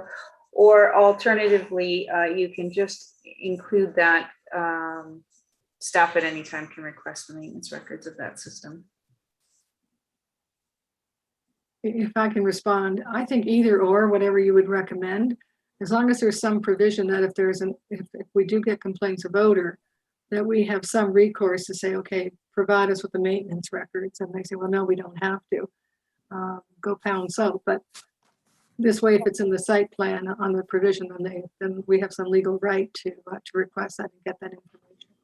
So I don't have a preference one way or the other, whether it's quarterly or whether it's when requested. I have no problem with either one. Okay. Whichever is easier for staff and the ones requesting it.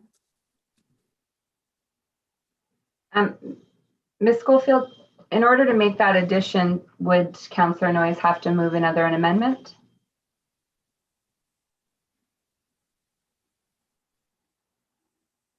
Sorry, that's correct. I would suggest that, and I would also, as Ms. Dolch has pointed out at the end of the memo, it does say that this new Schedule H replaces the one that's in the report that's on the floor. So I would suggest that in order to make this clean, that everyone is aware of what they're approving, it will be amended in accordance with Schedule H attached to the memorandum dated August 9th, 2021, and then we'll have the further amendments that were made to that schedule. Okay. Councillor Noyes, are you prepared to make that amendment? Yes, I wonder if Ms. Dolch has a recommendation, whether it's as staff, when staff requested, or quarterly. What would you prefer? Ms. Dolch?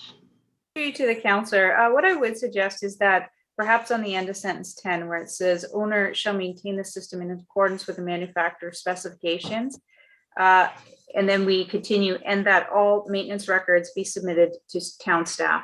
So every time, because again, the maintenance based on the schedule listed out in the Cannabuster system, which I don't know. So I think every time they're required to maintain it in accordance with that Cannabuster system, those records should be submitted to town staff. That's my amendment. Okay, that amendment is on the floor. Is there any comments or questions with the amendment? Seeing none, I will call the question on the amendment. All those in favor? Okay, that carries. And I just had one further comment, and I had a chance to talk to Ms. Dolch about it, that there still will be a cistern put on the property, and the site plan won't be approved until that. So that'll be a secondary water source if needed, and I just wanted to mention that. Ms. Dolch? To the councillor, that's correct. So until they show that on the site plan, we will not be signing the site plan approval. We'll be requiring that, and they will have to construct that in accordance with the site plan. Anything further? Okay, I will go to Councillor Lubberts now, and then I will go to Mayor Redekop. And you're on mute, Councillor Lubberts. Yes, thank you, Madam Chair. I just a couple questions from Kira. I see that it does say here that there will be no outdoor growing.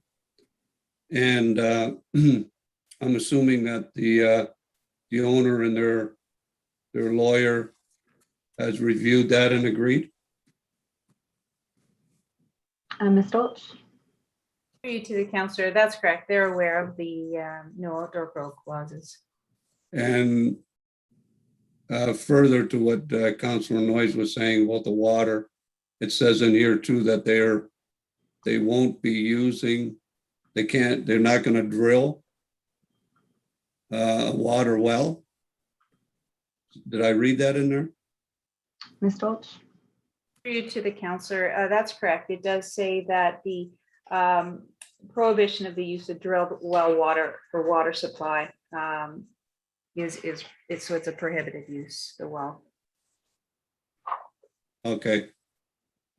And they agree with that. That's correct. Yes? That's correct, yes. Yeah, okay, all right, thanks. Anything further, Councillor Lubberts? No, that's good. Okay, Mayor Redekop. Thank you. I'm just wondering why we're authorizing entry into a site plan agreement when at least one of the conditions of concern to the staff, which is the cistern, hasn't been addressed. Ms. Dolch? To his worship. So we were asking them to put on the plans. Obviously, you remember from our last memo that still hadn't been included in the plans. At this point, we were due to come forward to council with another memo. So what we decided to do was just ensure that we wouldn't sign that until that cistern was in place. And we made sure we put provisions to ensure that. Well, I'm just wondering what your ability to refuse to sign it if we authorize the entry into a site plan agreement. Why wouldn't we just wait? Why wouldn't council wait until staff has what it needs before we authorize the entry into the site plan agreement? Ms. Dolch? To his worship, that is an option as well. Definitely an option. We were just trying to move this along. Obviously, we keep coming back to council saying we had no further information. But definitely we can, you can decide to postpone this again until we get that information. Staff would be acceptable to that. Are we in the area, if I might, Madam Chair, are we in an area where the proponent could make an appeal to LPAT because we haven't processed this application for the site plan agreement? Or is the frailty in its position that it hasn't provided all the information yet? Ms. Dolch? Through you to His Worship. Yes, we are in a position where they can appeal. The site plan, under the Planning Act, the site plan timeline is very small. I believe it's something like 15 days. It's not a huge time frame that we have to approve them, provided they submit all the required information. And the required information is detailed in the Act. It talks about, you know, the surveys, the location of buildings, the location of parking areas. It doesn't talk necessarily about what we're looking for in terms of regulating cannabis growth in the town. But again, the board obviously would give some weight to things that we're looking to achieve. So with that being said, obviously they would take their chances appealing to the board at this point in time. Yeah, I'm just wondering whether it makes sense for us to authorize the entry into a site plan agreement, whether that puts us in a weaker position if they decide they're still going to keep dragging their feet on the cistern. Maybe it makes no difference one way or the other. I'm just thinking that if they haven't met what we're requesting and they've been problematic throughout on a number of other issues, why would we be moving this thing forward?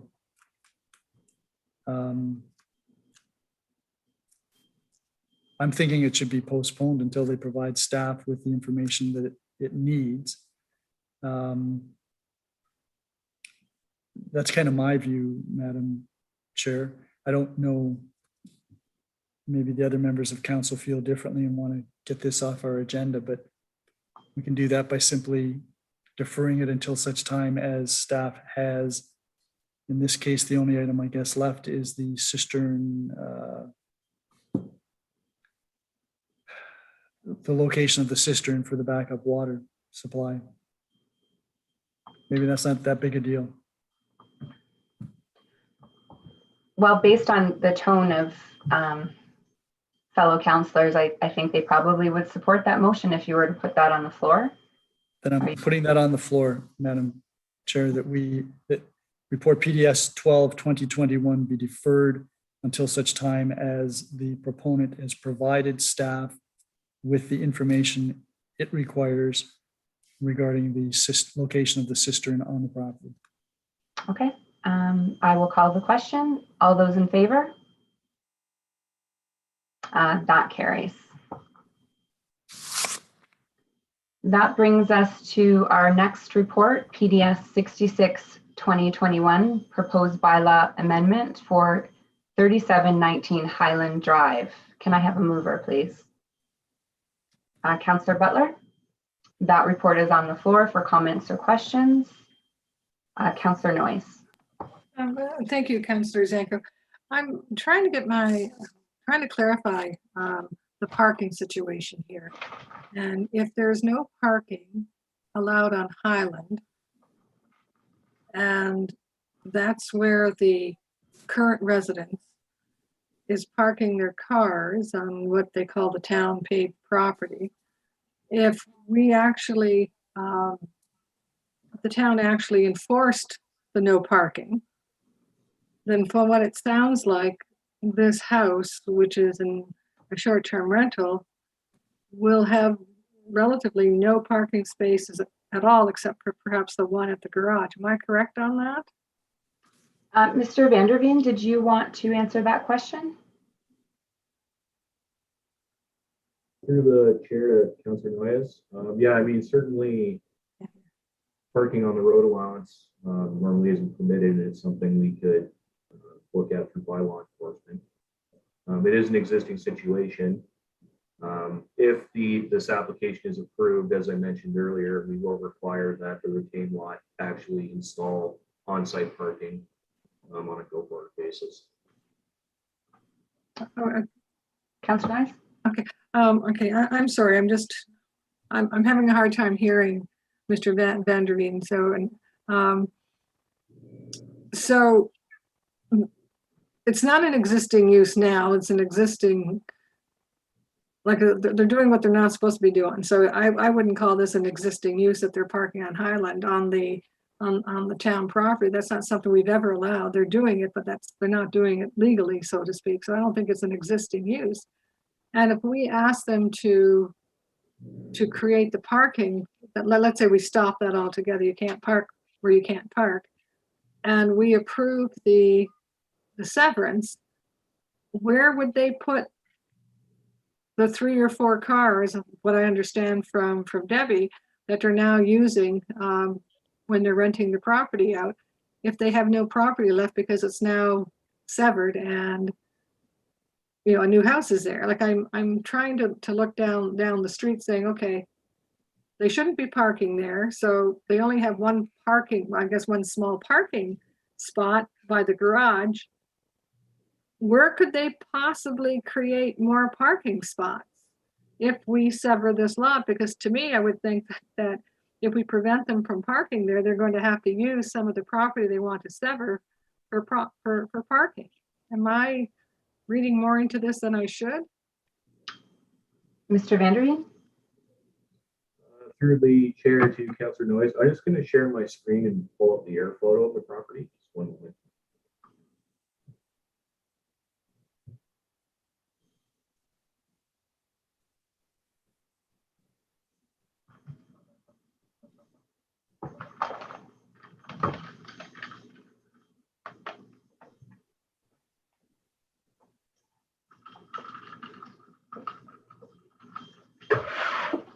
Okay, so can everyone see the mapping?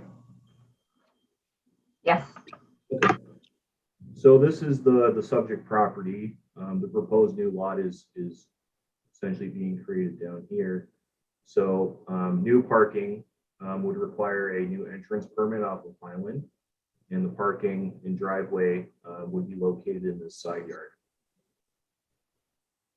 Okay. Councillor Noyes?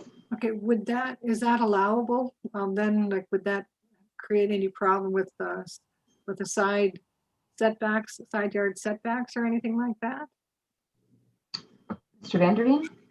Through the chair to Councillor Noyes, I don't believe so, but as part of the severance application, we would circulate our colleagues in infrastructure services to see if there's any kind of issue with location of the driveway there. The zoning bylaw requires a 7.5 meter setback from the intersection of the 2 roads, but if the driveway is located east of the dwelling, that shouldn't be a factor. So I don't anticipate any issues with location of the driveway there. The applicants will require an entrance permit from the town to install a new driveway. Councillor Noyes? Yeah, thank you for that information. I'm hoping that you have that discussion with the current homeowners to help them understand that, that the parking on the street may come to an end and they'll have to provide their own parking spaces. They're not going to be able to continue to use town property for their parking. I just want to make sure it doesn't come as a surprise to them after the back is severed. If they wanted to maintain that, if they didn't want to put parking spots on their existing, like on the parcel that they're currently on. Thank you. Thank you, Councillor Noyes. And Mr. Van der Veen, if you could just unshare your screen so I can see if any other members have any comments or questions. Thank you. Are there any other comments or questions? Councillor Lubberts? Yes, thank you very much, Madam Chair. Just looking at the report, and I understand that Ms. Dolch, brought the report forward the same night that we had a public meeting. And Madam Chair, this council made an agreement a while back that we would not pass or vote on any report the same night that we have a public meeting. And tonight we had 2 people come forward with concerns. And maybe staff didn't anticipate that there was going to be anybody coming forward, but they did. And I think that we should honor the agreement that we all made together, that we wouldn't vote on any reports the same night as a public meeting. So I'm going to move that we defer this until all the concerns with parking, the size of the dwelling, and the neighbors' concerns are addressed. Councillor Lubberts, I seen the mayor had his hand up. Before you put that on the floor, would you be open to allowing other comments? Yeah, if the mayor would like to comment. Okay. Mayor Redekop? Thank you, Chair. Yeah, I just wanted to make sure that if this is going to be deferred, that if other members of council have issues that they want addressed by staff, we get them out there. And I did have a couple that I wanted some information on. The first of which has to do with, is this property actually licensed for short-term rentals? Does staff know that? And Ms. Dolch, you probably wouldn't have that on you right now, but. To his worship, I don't have that information. I don't know if Mr. Van der Veen does, but I can look it up rather quickly so I can get back to his worship. Okay, Mr. Van der Veen, do you have that information by any chance? Through the chair to Mayor Redekop, not off the top. You certainly, as Kira mentioned, we can check easily as to if the license was issued by the town for a short-term rental at this location. Okay. As a follow-up question to that, if the rezoning were to be granted, can council impose a condition that the new parcel, once there's a house on it, cannot be a short-term rental? Ms. Dolch? Thank you. Through you to his worship. Yes, that's an option council can consider and ask us to include in the zoning bylaw amendment. And I can confirm now that they do have a license as well, an active license. Okay. And then the third point that I wanted to make is I'm not going to be supporting a house that's going to be larger than what I think the lot would require if I support this application at all. So I think if this is deferred, staff should have some serious discussions with the owner to let them know that the lot coverage is a serious issue. Thank you. Does any other member of council have any questions or comments before I go back to Councillor Lubberts? Seeing none, Councillor Lubberts, I will go back to you. Are you going to put that motion on the floor? Yes, yeah. Okay. And is there a timing? What's best for staff? Ms. Dolch, how much time would you like? Through you to the councillor. At this point in time, our September meetings are quite full, so I don't want to rush that. I would think it would have to be sometime in the October meeting, and I can have a look at the council agenda schedule right now, but I believe the earliest I would like to bring this back would be, hold on, it's loading, I apologize. First meeting is the 4th, second committee meeting is the 18th.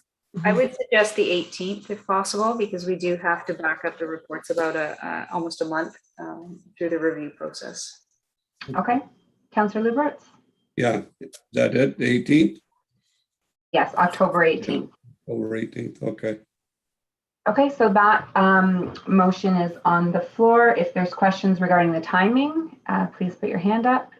If not, I will call the question. All those in favor? Okay, and that carries. That brings us to PDS 71-2021, proposed zoning bylaw amendment for 1485 Garrison Road. Can I have a mover, please? Councillor McDermott. That report is on the floor for comments or questions. Councillor Noyes. Thank you, Councillor Zanko.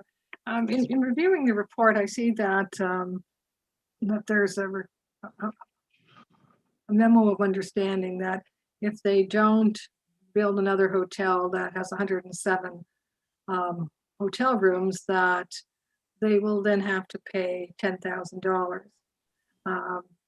I understand the rationale of that, but again, I think $10,000 to an organization, if they're going to build, I don't know what a hotel of 107 rooms would cost, but I think it's in the millions. So I would think a $10,000 penalty is basically, I mean, we're doing it because we can, but I don't think it's going to,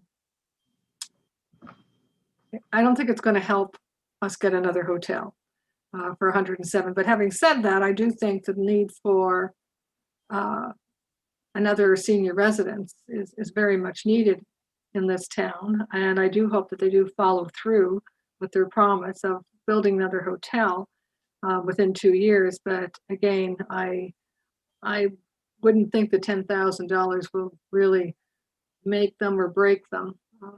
So I don't know if we're any further ahead, but I will support this because I do think that we need another senior residence. Thank you. Any other comments or questions? Councillor Lubberts. Yes, thank you very much, Madam Chair. I'm just curious. I'm not quite sure how all of this land around town hall and the hotel and everything was purchased, but something reminds me that E.J. Freeland was involved in a lot of this land and a lot of this construction that happened in this area where this hotel is. And I don't know if there was any stipulations that what the land could be used for from his estate. And I'm just curious as to whether staff looked into that at all to see that there is no restrictions in what can be done with the land. If it was from E.J. Freeland, I don't know if it was or not. Ms. Dolch, could you comment on that? To the councillor, I'm not aware of any restrictions, but we didn't look into that level of detail. I know our lawyer, Ms. Sturton's here as well, but I don't know if she searched title to see if there's restrictions on it or not, but I don't believe so. She just helped us work on the MOU. So no, we haven't looked into that. Okay, Councillor Lubberts. Okay, I'm just curious. I don't want us to get into any trouble down the road, but maybe someone knows that was around at the time. Maybe Mayor Redekop knows something about it. Mayor Redekop, do you have any additional information on that? I don't. I mean, it was acquired by Freeland, but it's changed hands a number of times. And if there are restrictions, they'll be on a deed, on a transfer, and that could easily be determined.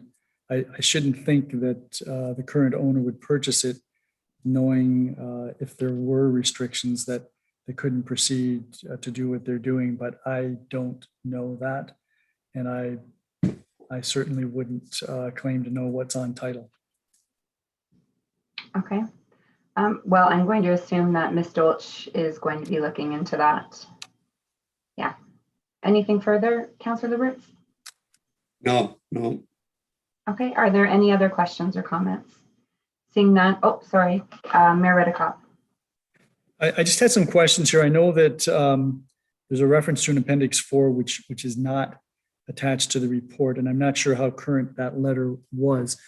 The suggestion earlier was that it may have been a letter from some time ago that outlined what the landowners' efforts were to obtain land for a new hotel.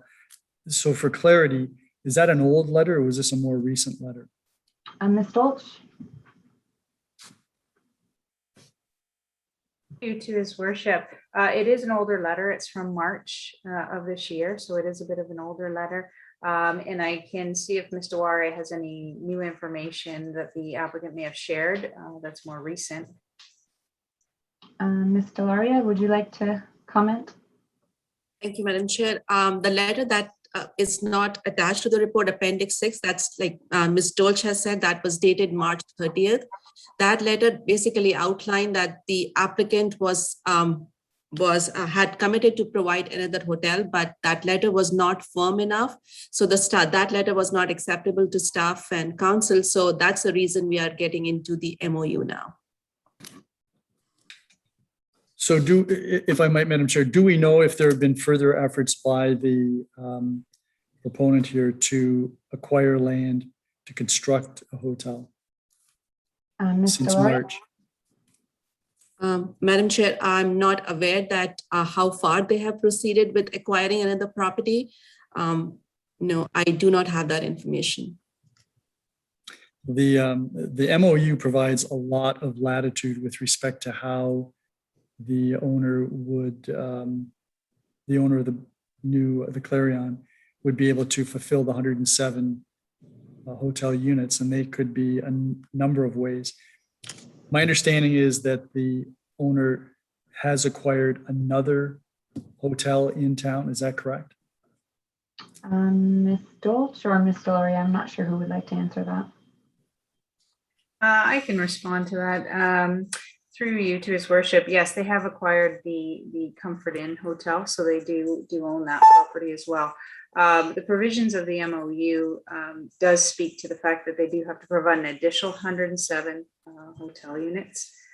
So it does provide some protection. So it'd be 107 plus whatever is at the Comfort Inn now, if they were to use that property. Is that correct? Ms. Dolce? Through you to His Worship, that's my understanding. Yes, that's correct. Can we get confirmation of that from Ms. Sturton? Ms. Sturton? Yes, thank you, Madam Chair. Through you to His Worship. I think that's certainly the intention of the MOU to construct 107 hotel rooms to offset the loss being associated with the conversion. And under paragraph 2.2, it's insufficient to simply upgrade existing rooms. There has to be a conversion or an existing non-hotel facility that's converted, that sort of thing. So certainly the intention is to have 107 rooms that are new to offset those being lost. Thank you. And Madam Chair, do we know whether there have been any other parcels acquired by the owner of the Clarion to potentially fulfill this, the terms of the MOU, either a property with a building on it or vacant land? Ms. Deloria or Ms. Dolce? Again, not sure who wants to answer that. I can answer that partially anyway. Through to His Worship, I do know that they were looking at some properties through the Economic Development Team, but that was earlier this year. I haven't heard anything further. I did check in with McDermott. I don't believe they've looked at any additional lands at this point in time. If I might, Madam Chair, do we have any idea what the cost of converting the Clarion to a seniors residence will be approximately? Ms. Dolce? Through to His Worship, no, I don't. That's something we would usually get into at building permit stage where they estimate the value of construction, but I don't have that at this point in time. Right. I'm going to speculate that $10,000 is a drop in that bucket. And the $10,000 is kind of a, let me be cautious because I don't want to in any way cast any suspicion on the integrity of the people who want to make this transition. And I do support having seniors, additional seniors accommodations in town for sure. My concern is, as we've expressed all along and staff expressed at the outset, that we're losing a hotel of some magnitude and presence in our community, and we don't have anything to replace that. The initial meeting that I had with the owner's representatives was that there would be a replacement of the hotel. And this is not, the MOU does not say that. And I understand that times change, that there's been a pandemic, but you know, the reality is that It's a community of 32,000 people that is growing, that's on an international border, and the pandemic is going to be over. And when the pandemic is over, we're going to need places for people to stay other than short-term rentals. And so I'm a little concerned about the level of the commitment and the fact that $10,000, as Councillor Noyes has said, that's just, that $10,000 is a fraction of the contingency when they put together this project to reconvert or to convert the Clarion into a seniors residence. So I appreciate the work that staff has put into this, because I know that they've put a lot of effort into this. I would really like to suggest that we should get a firmer commitment. And I know that we all support the notion of the conversion of the Clarion, but I think that we're shortchanging ourselves if we accept the terms of the MOU and don't have some further discussion with the proponent about how we can tighten this up.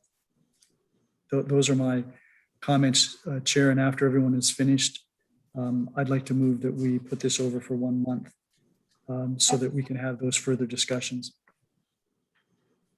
Councillor Lubberts. Yes, thank you very much, Madam Chair.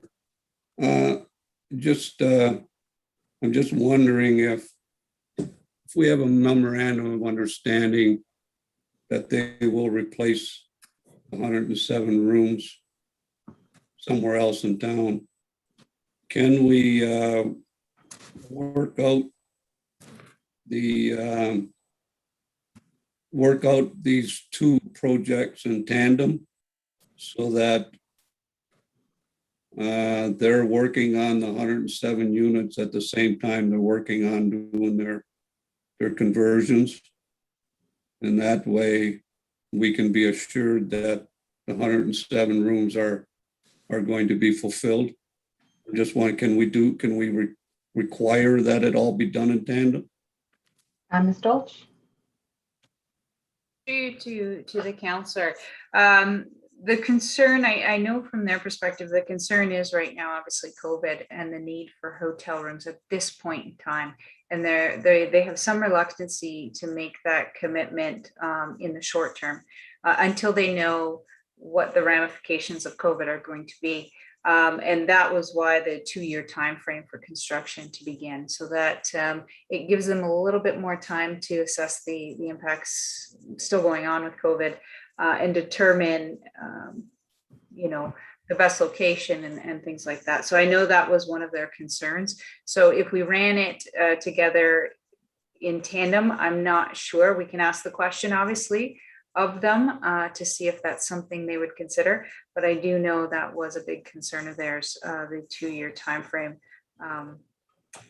because it was a concern on if they could get within that 2-year period, be ready to go, depending on the market for hotel rooms. Councillor Lubberts. Yes, thank you very much, Madam Chair. And thank you, Ms. Dolch. But and I get the whole idea with the uncertainty of COVID, but I don't know that I can accept that as a reason to sit back and wait.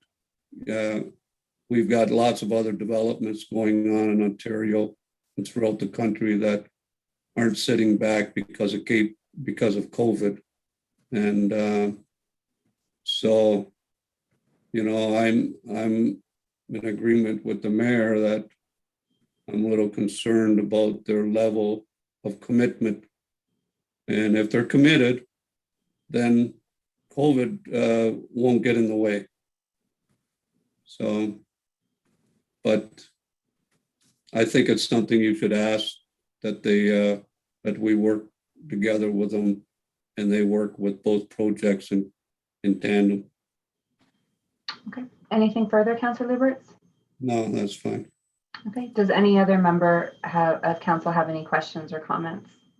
I will go back to you, Mayor Redekop.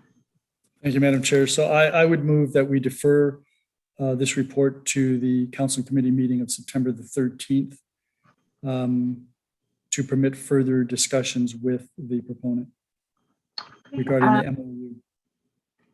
That is on the floor. Is there any questions regarding the timing of this being postponed to? Seeing none, I will call the question. All those in favor? That carries. That now brings us to PDS 74, 2021, proposed draft plan of vacant lands, condominium and zoning bylaw amendment for 397 Garrison Road. Can I have a mover? Councillor Butler. That report is on the floor for comments or questions. Mayor Redekop. Just with respect to some correspondence that we received later today from Mr. Maniatis, kind of going over the same ground, and I believe that Mr. Butler may have received that. I did try to convey to the resident that these issues would be considered by council this evening. And I'm just wondering whether there are some immediate responses to the remaining issues that were raised in that letter. Ms. Dolch. You to His Worship, perhaps Ms. Delaria can answer those. I'm just pulling up a copy of that letter. Sure, Ms. Delaria.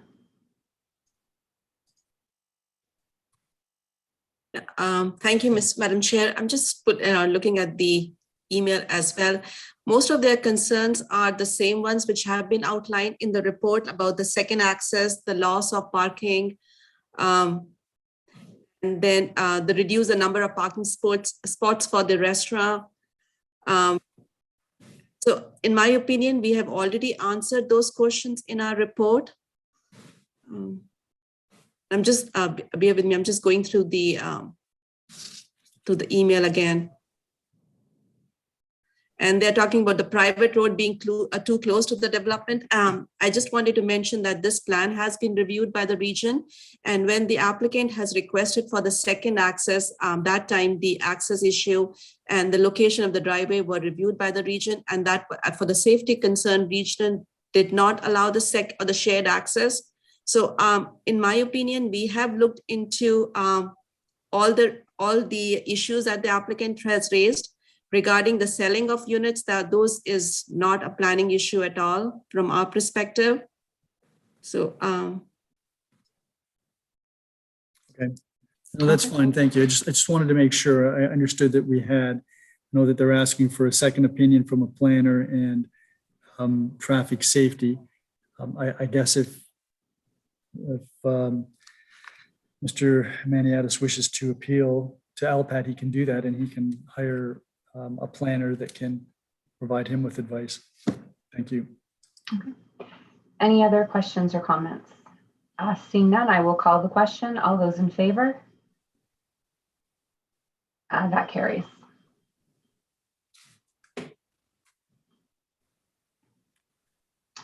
Does any member of council have any new business or inquiries?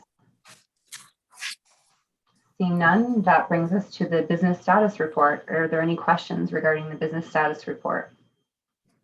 Seeing none, I will hand the chair back to you, Your Worship. Thank you, Councillor Zanko. That takes us to infrastructure services, Councillor Lubberts. Yes, thank you very much, Mayor Redekop.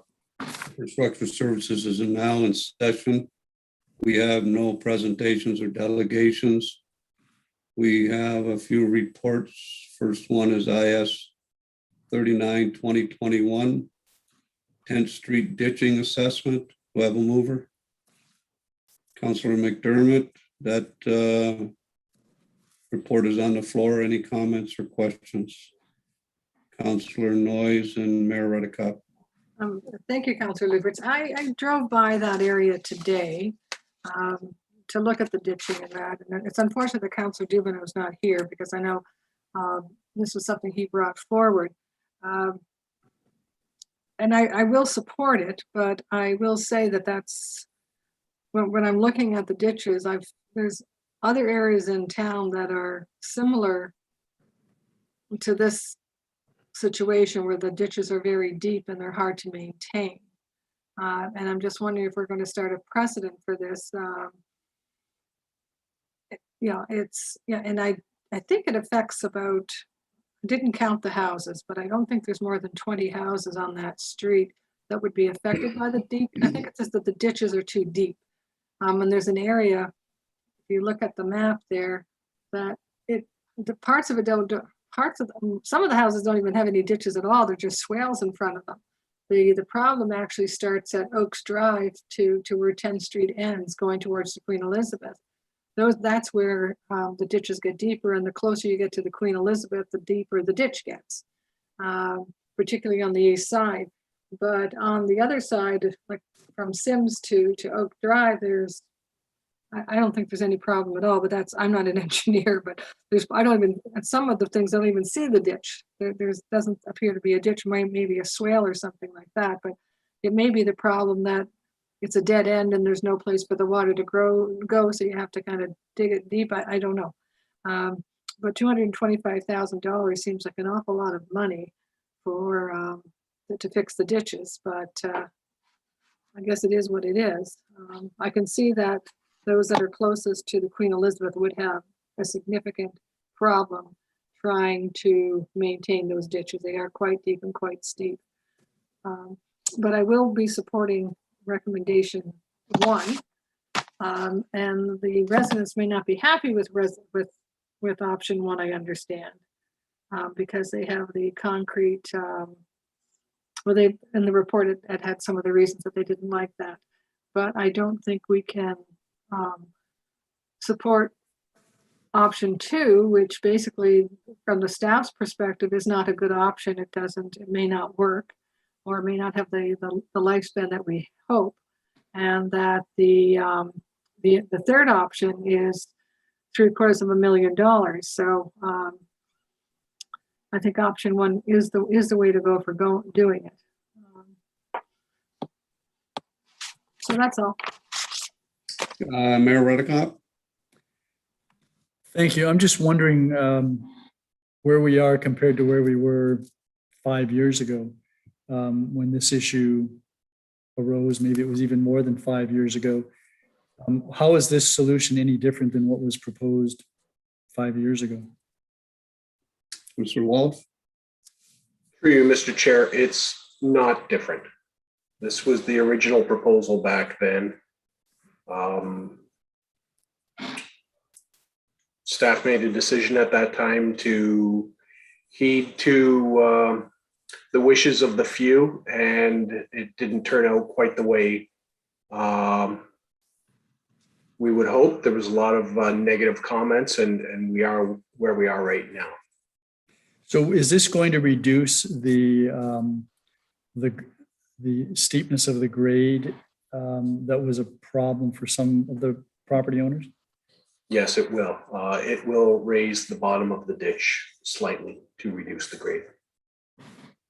And when you say slightly, that makes me uncomfortable because some of the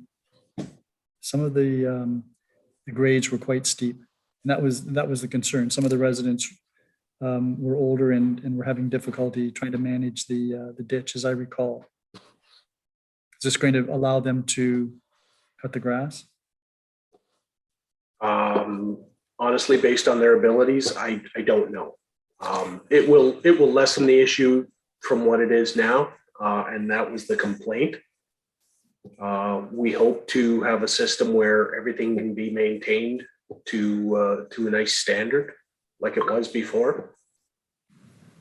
And if I might share, has there been further consultation with the residents that are being affected here to get their? There has not. Okay, so we don't know if do we know if they know that there are 3 options? Other than reading the report, no, they wouldn't know. If I might share, have the residents who are interested in this received a copy of the report or been made aware that it's being dealt with by council? The report has not been circulated specifically to certain people. When you say certain people, do you mean the residents that live on the street? That's right. I'm just wondering whether that wouldn't be a prudent thing to do. I don't know how much they know, I don't know whether their position would be any different than it was 5 years ago, as an example. I don't know whether they would be pleased if they knew that the grades were going to be lessened. I know that some of them had concerns about the driveway cut. It would be cut at the boundary, would it not? I mean, it's not as if the driveway is going to be cut on their property. It's going to be cut at the boundary line, is it not? Yes, that's correct. No worse than the town line. And if I might, Chair, if we had to remove head walls, we would replace them, would we not? No, we don't. We would replace them with cobbled stone. Okay, so I really think that the residents ought to be aware of what's being proposed here and what they might be in for before we approve this. I mean, I'm not too fussy about approving $225,000 worth of work and have a number of residents say that we should have just forgotten about it. So I'm just wondering whether it wouldn't be prudent to at least run this by the residents. It is unfortunate that Councillor Dubanow is not here. I did ask him if he had any comments, and he did. He may have had some dialogue with the residents. They seem to be prepared to throw in the towel to take what they consider to be the least the best of a bad group, I guess I'd put it that way. So I'm just wondering whether we shouldn't maybe defer this to let them have an opportunity to provide us with some further comment. Mr. Chair, if I may, excuse me, Councillor Noyes, I agree with the mayor on this. Councillor Dubanow is deep into the weeds with this and has the ears of the residents.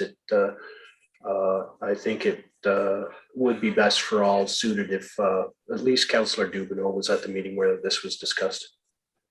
I would go so far, Chair, to suggest that, as Mr. Walsh and I have done in the past, maybe we should take a road trip and bring Councillor Dubanow along and maybe meet with some of the residents, let them know what we're doing. We did this before. I think you and I went out there 5 years ago. I think you had to rescue me from one of the ditches, but I thought that was Councillor Passero. You rescued somebody. So I'd be prepared to move, Chair, that this be deferred to the next council and committee meeting, because I do believe we need to have some input from the residents. Are you putting that motion on the floor now, or are you allowing Councillor Noyes to comment? Councillor Noyes can comment further if she wishes. Okay, Councillor Noyes. Thank you. My comments is going back to expectations. I know that I can walk down a Main Street here from Hot Road and the ditches are deeper, or as deep as they are on 10th Avenue. But the expectation is that the residents have to do the crown. Like, they don't have to go right to the bottom of the ditch. They just have to kind of go around the crown. So maybe there's if I'm correct on that, if there's no expectation that the residents have to maintain the ditch all the way down to the bottom of the ditch, that may alleviate some of the problems, because I know here on Ott Road, the two closest to West Main, there's no way the residents can maintain them. And the town comes and they cut down the bulrushes and the trees that may grow or whatever. But the neighbors just take care of the residents that own the property just take care of the crown. And the town comes and chops down the overgrowth when it's needed. So what is the expectation? Like, what is a resident expected to do? I don't know who would cover that, but I guess that if we postpone this and Mr. Walsh and the mayor and Councillor Dubanow has a chance to meet with these people, maybe they can give us what they're expecting, what their expectations are. Thank you. Anything further on the deferral? Seeing none, all those in favor? Just for the record, Chair, that's September the 13th. September 13th? Yeah. Madam Clerk, you got that? Okay.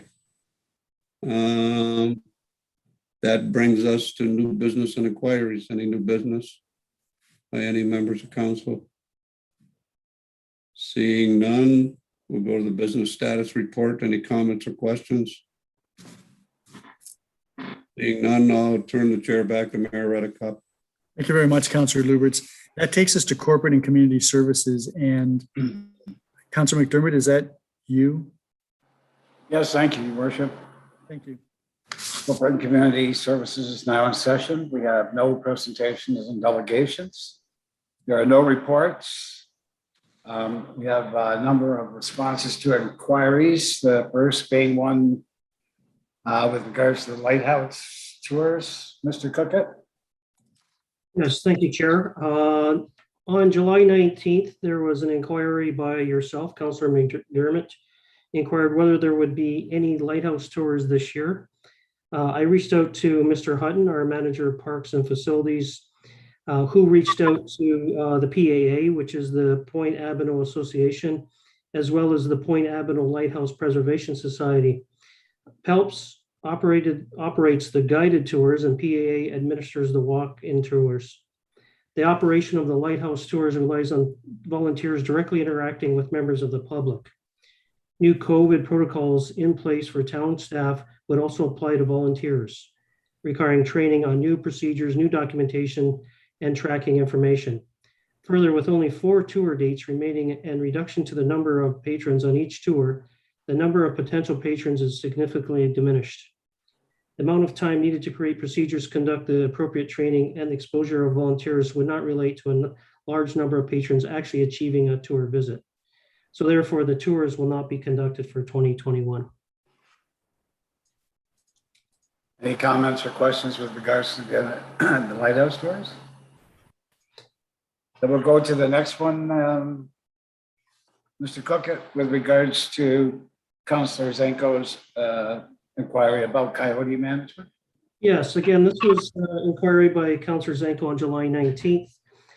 Councillor Zanko inquired about how coyotes should be managed in town, as residents are concerned about coyotes living quite close to their yards. And the SPCA was advised that this does not fall under their jurisdiction. Mayor Redekop requested that CAO provide a response upon his return. A response to inquiry will be provided at a future meeting. So this is the future meeting. This is the information that we gathered. The town has a coyote information pamphlet that has been updated on the town's website and available at Town Hall. The pamphlet has been updated to reflect OMAFRA, which is the Ontario Ministry of Agricultural, Food and Rural Affairs, Vineland Office, to gather some information, including adding a 1-800 telephone number for residents on the pamphlet. Following up with OMAFRA, a call was received from the Ministry of Natural Resources, the MNR, after following up with OMAFRA, Vineland Office, and specifically asking what actually was done with the coyote call. The MNR officer advised that Vineland Office takes all MNR calls for Niagara and passes them on to the Guelph office. The pamphlet details were provided to the MNR officer, and they were also advised that the town also includes the link to the MNR webpage that provides techniques to prevent coyote problems. The officer advised that in terms of the MNR, they do not do anything hands-on, but they give people information, including aversion techniques, how to handle yourself, and human contact information. If coyotes are aggressive, they can recommend licensed trackers. The officer advised, though, that the trapping is not always effective at controlling the population because when one is removed, another replaces it. The officer also stated that coyotes are here to stay and they are very adaptable and there is no way to remove them fully, but the key is to make them uncomfortable. So have proper fencing, get rid of food sources, and make loud noises. The MNR will assess the situation, direct the caller to the proper source. In the instance of an extremely dangerous, life-threatening situation, the police should be called, but only in extreme situations. There is a link for the coyote information pamphlet, which can be found on our website. If anybody's interested, it's pretty complicated to read out here, but The bottom line is there's not a lot we can do other than preventive measures, and that is the big one being eliminating any food source that you may have around your house. Thank you. Anybody on that? Councillor Zanko? Thank you, Mr. Chair. I'm just wondering if perhaps some sort of communications can be put on our Facebook page to this effect with the brochure. And the second thing is, again, just want to stress what Mr. Cookett had mentioned. Do not feed coyotes. They will keep coming back. And I think that's really, I'm learning, causing a lot of the issues. And some residents might not know that. So I'm hoping that getting this message out through Facebook with the pamphlet might be helpful. And that's everything. Thank you. Could you manage that, Mr. Cookett? Yeah, through you, Chair. Absolutely. I'll condense what I just read out. And it's funny, I just got an instant message from our communications person that she'd be happy to do that. And we'll get that up as soon as possible. Perfect. Thank you. Thank you. Any more questions with regards to that? Then we'll move on, Mr. Cookett, to Councillor Noyes' inquiry with regards to transportation to swimming lessons at EJ Freeland. Yes, so again, at the July 19th meeting, Councillor Noyes inquired about whether the town will subsidize swimming lessons at the EJ Freeland Center and whether transportation will be provided for wards 1 and 2. Mayor Redekop advised there has been some discussions about the municipality and the Boys and Girls Club collaborating on providing transportation for youth in the old town of Fort Erie. And if we're going to do that, we would want to make it across the board. Since there will be swimming lessons in August, and perhaps before that, swimming in general, we could find out whether there will be an opportunity for transporting youth to the facility and working with the Boys and Girls Club to allow some swimming times as well. So I did reach out to the Boys and Girls Club and also had internal discussions.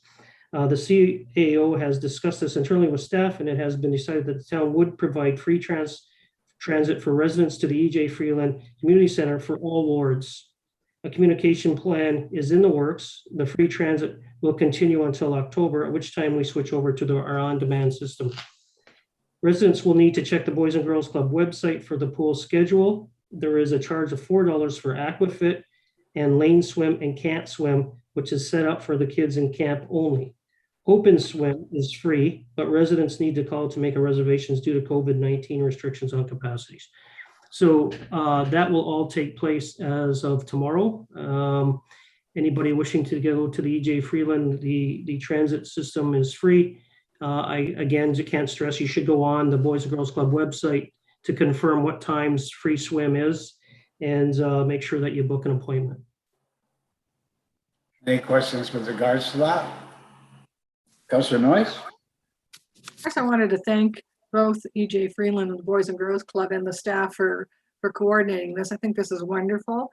And when I'm reading it, it's not just the youth, it's for all residents that can use it. I think it'll also serve the purpose of really shining a light on the Boys and Girls Club at the EJ Freeland and the changes. It'll really encourage people to come.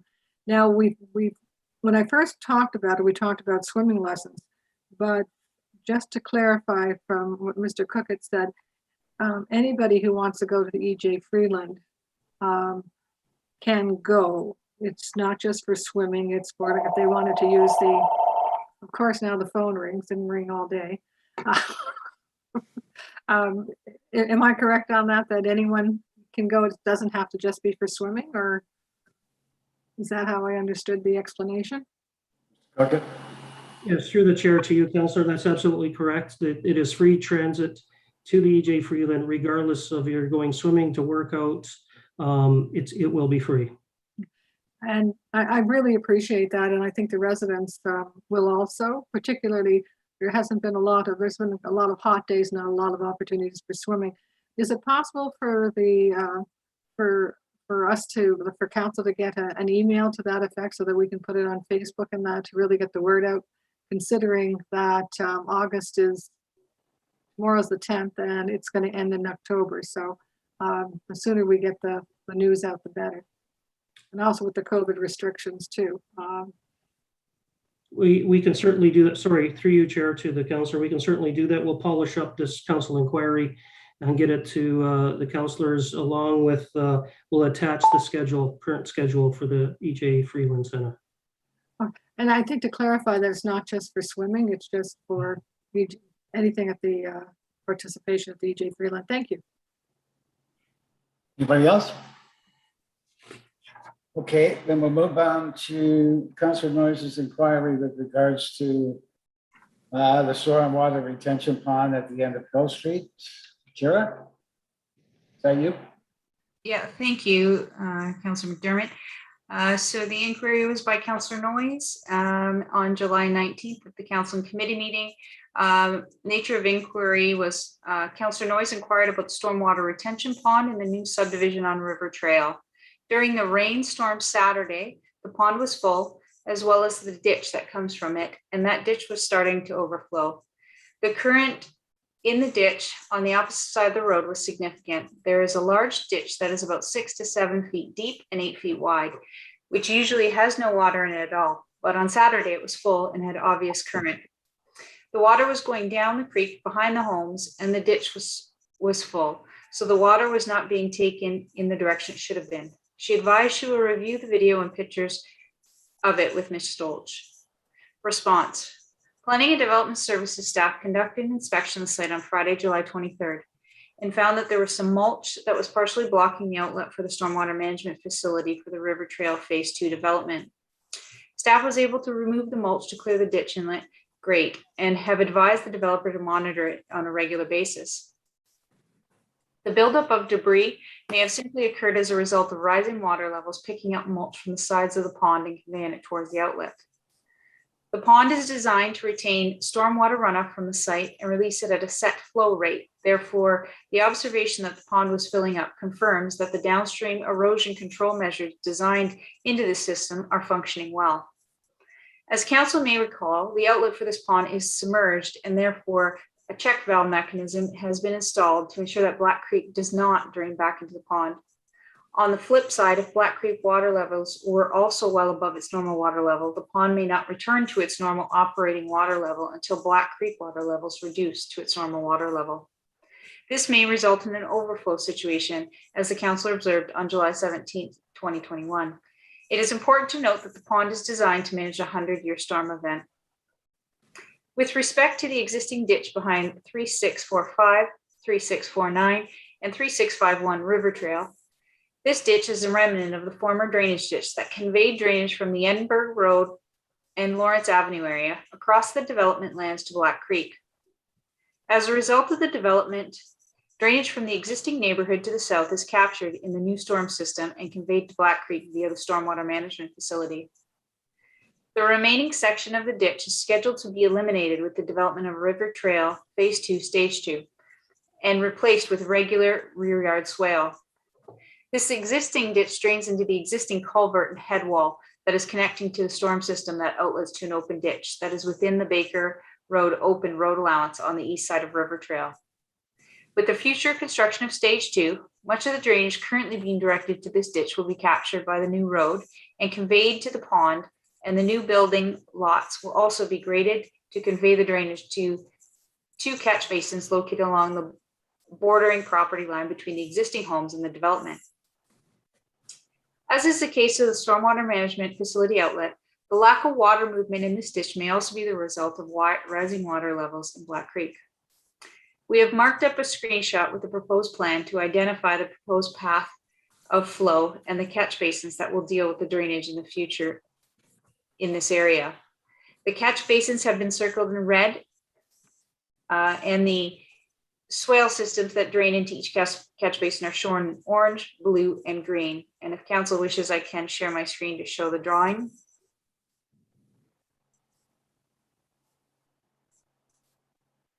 Councillor Noyes shared various video clips of the flow of water as it seemed that the subdivision storm system was overwhelmed during the storm, and water from the swale along the rear yards of lots 25, 26, 27, and 28 was overflowing to the north. There's also a catch basin located in the northwest corner of lot 26, And based on the video, it appears that the catch basin may have been blocked and therefore the swale was overflowing. We have inspected the catch basin and the erosion control silt trap that is in the catch basin, and it had minor debris buildup in it. Staff has advised the developer to have it cleaned and monitor it on a regular basis. With the construction of the new swale along the property line of 3645, 3649, and 3651 River Trail, the potential for backflow from the creek will be significantly decreased since the swale will be much shallower and the catch basin outlet for the swale is proposed to be approximately 1.4 meters higher than the current inlet.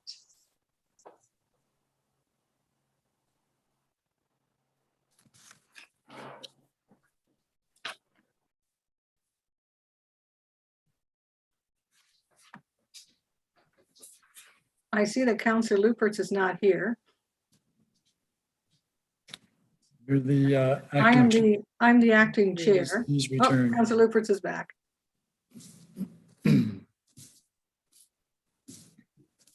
I have a question.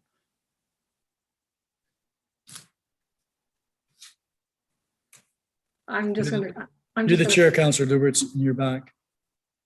I'm the chair of, I think we're in corporate services. Yeah, it's Councillor McDermott. Corporate services. Oh, yeah. Councillor McDermott. Councillor McDermott.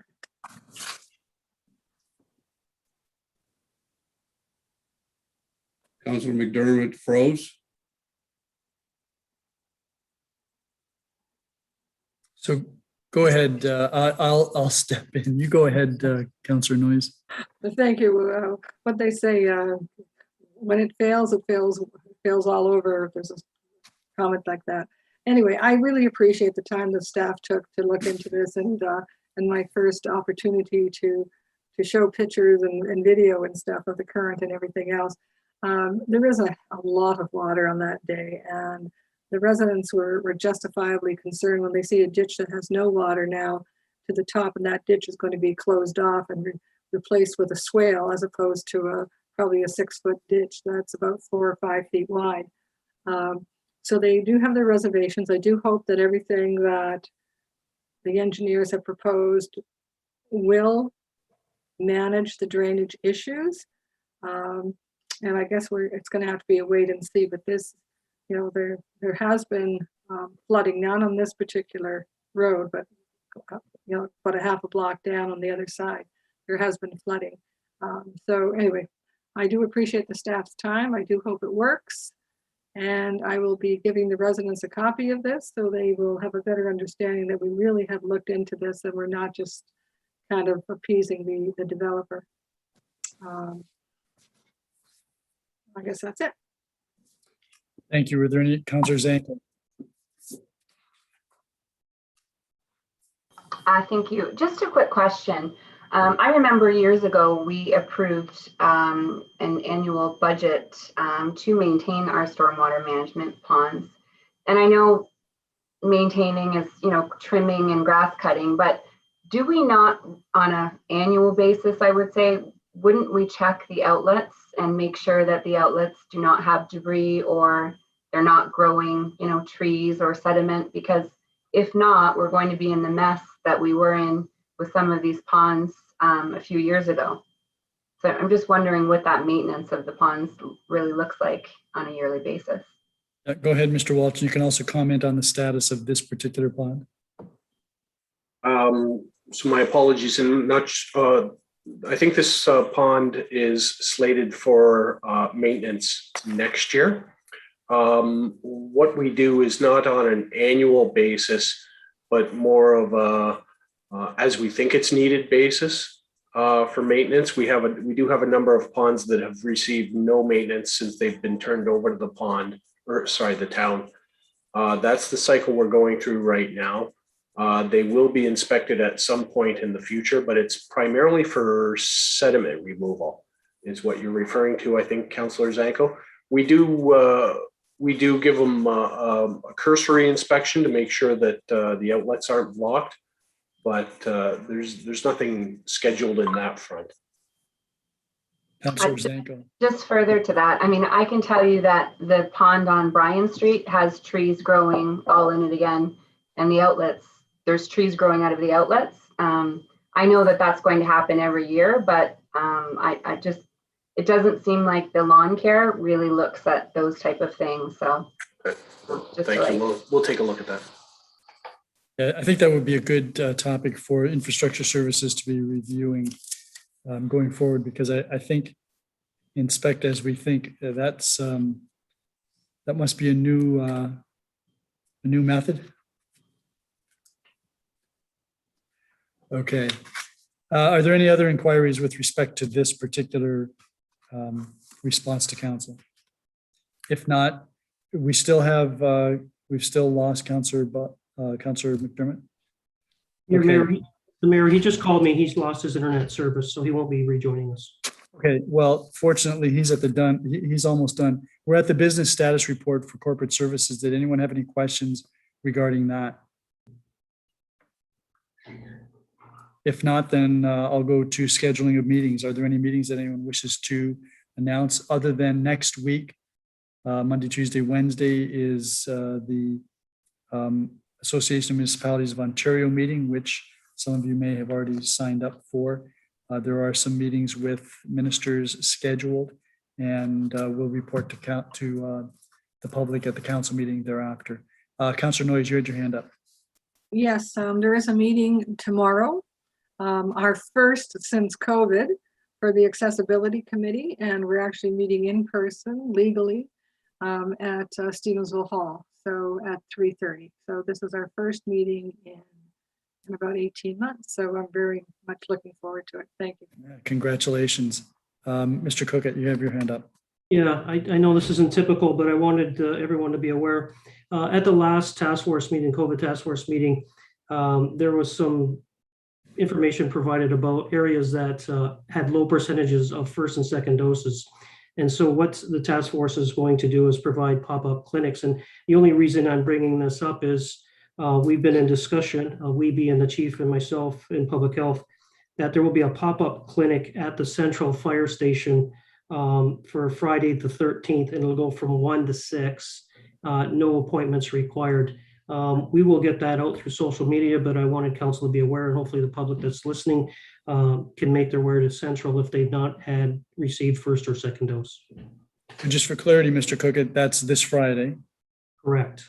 So there'll be 2 walk-in clinics in Fort Erie, one at the central station Friday and one in Ridgeway at the Crystal Ridge Center on Saturday. So that should provide lots of opportunities for individuals to get the vaccination. Any other meetings that anyone wishes to announce? It's unfortunate Councillor Dubanow is not here because I don't know if any of you are capable of putting forward a motion to adjourn, but I guess we're going to find out. Motion to adjourn. Councillor Zanko. All those in favor? That is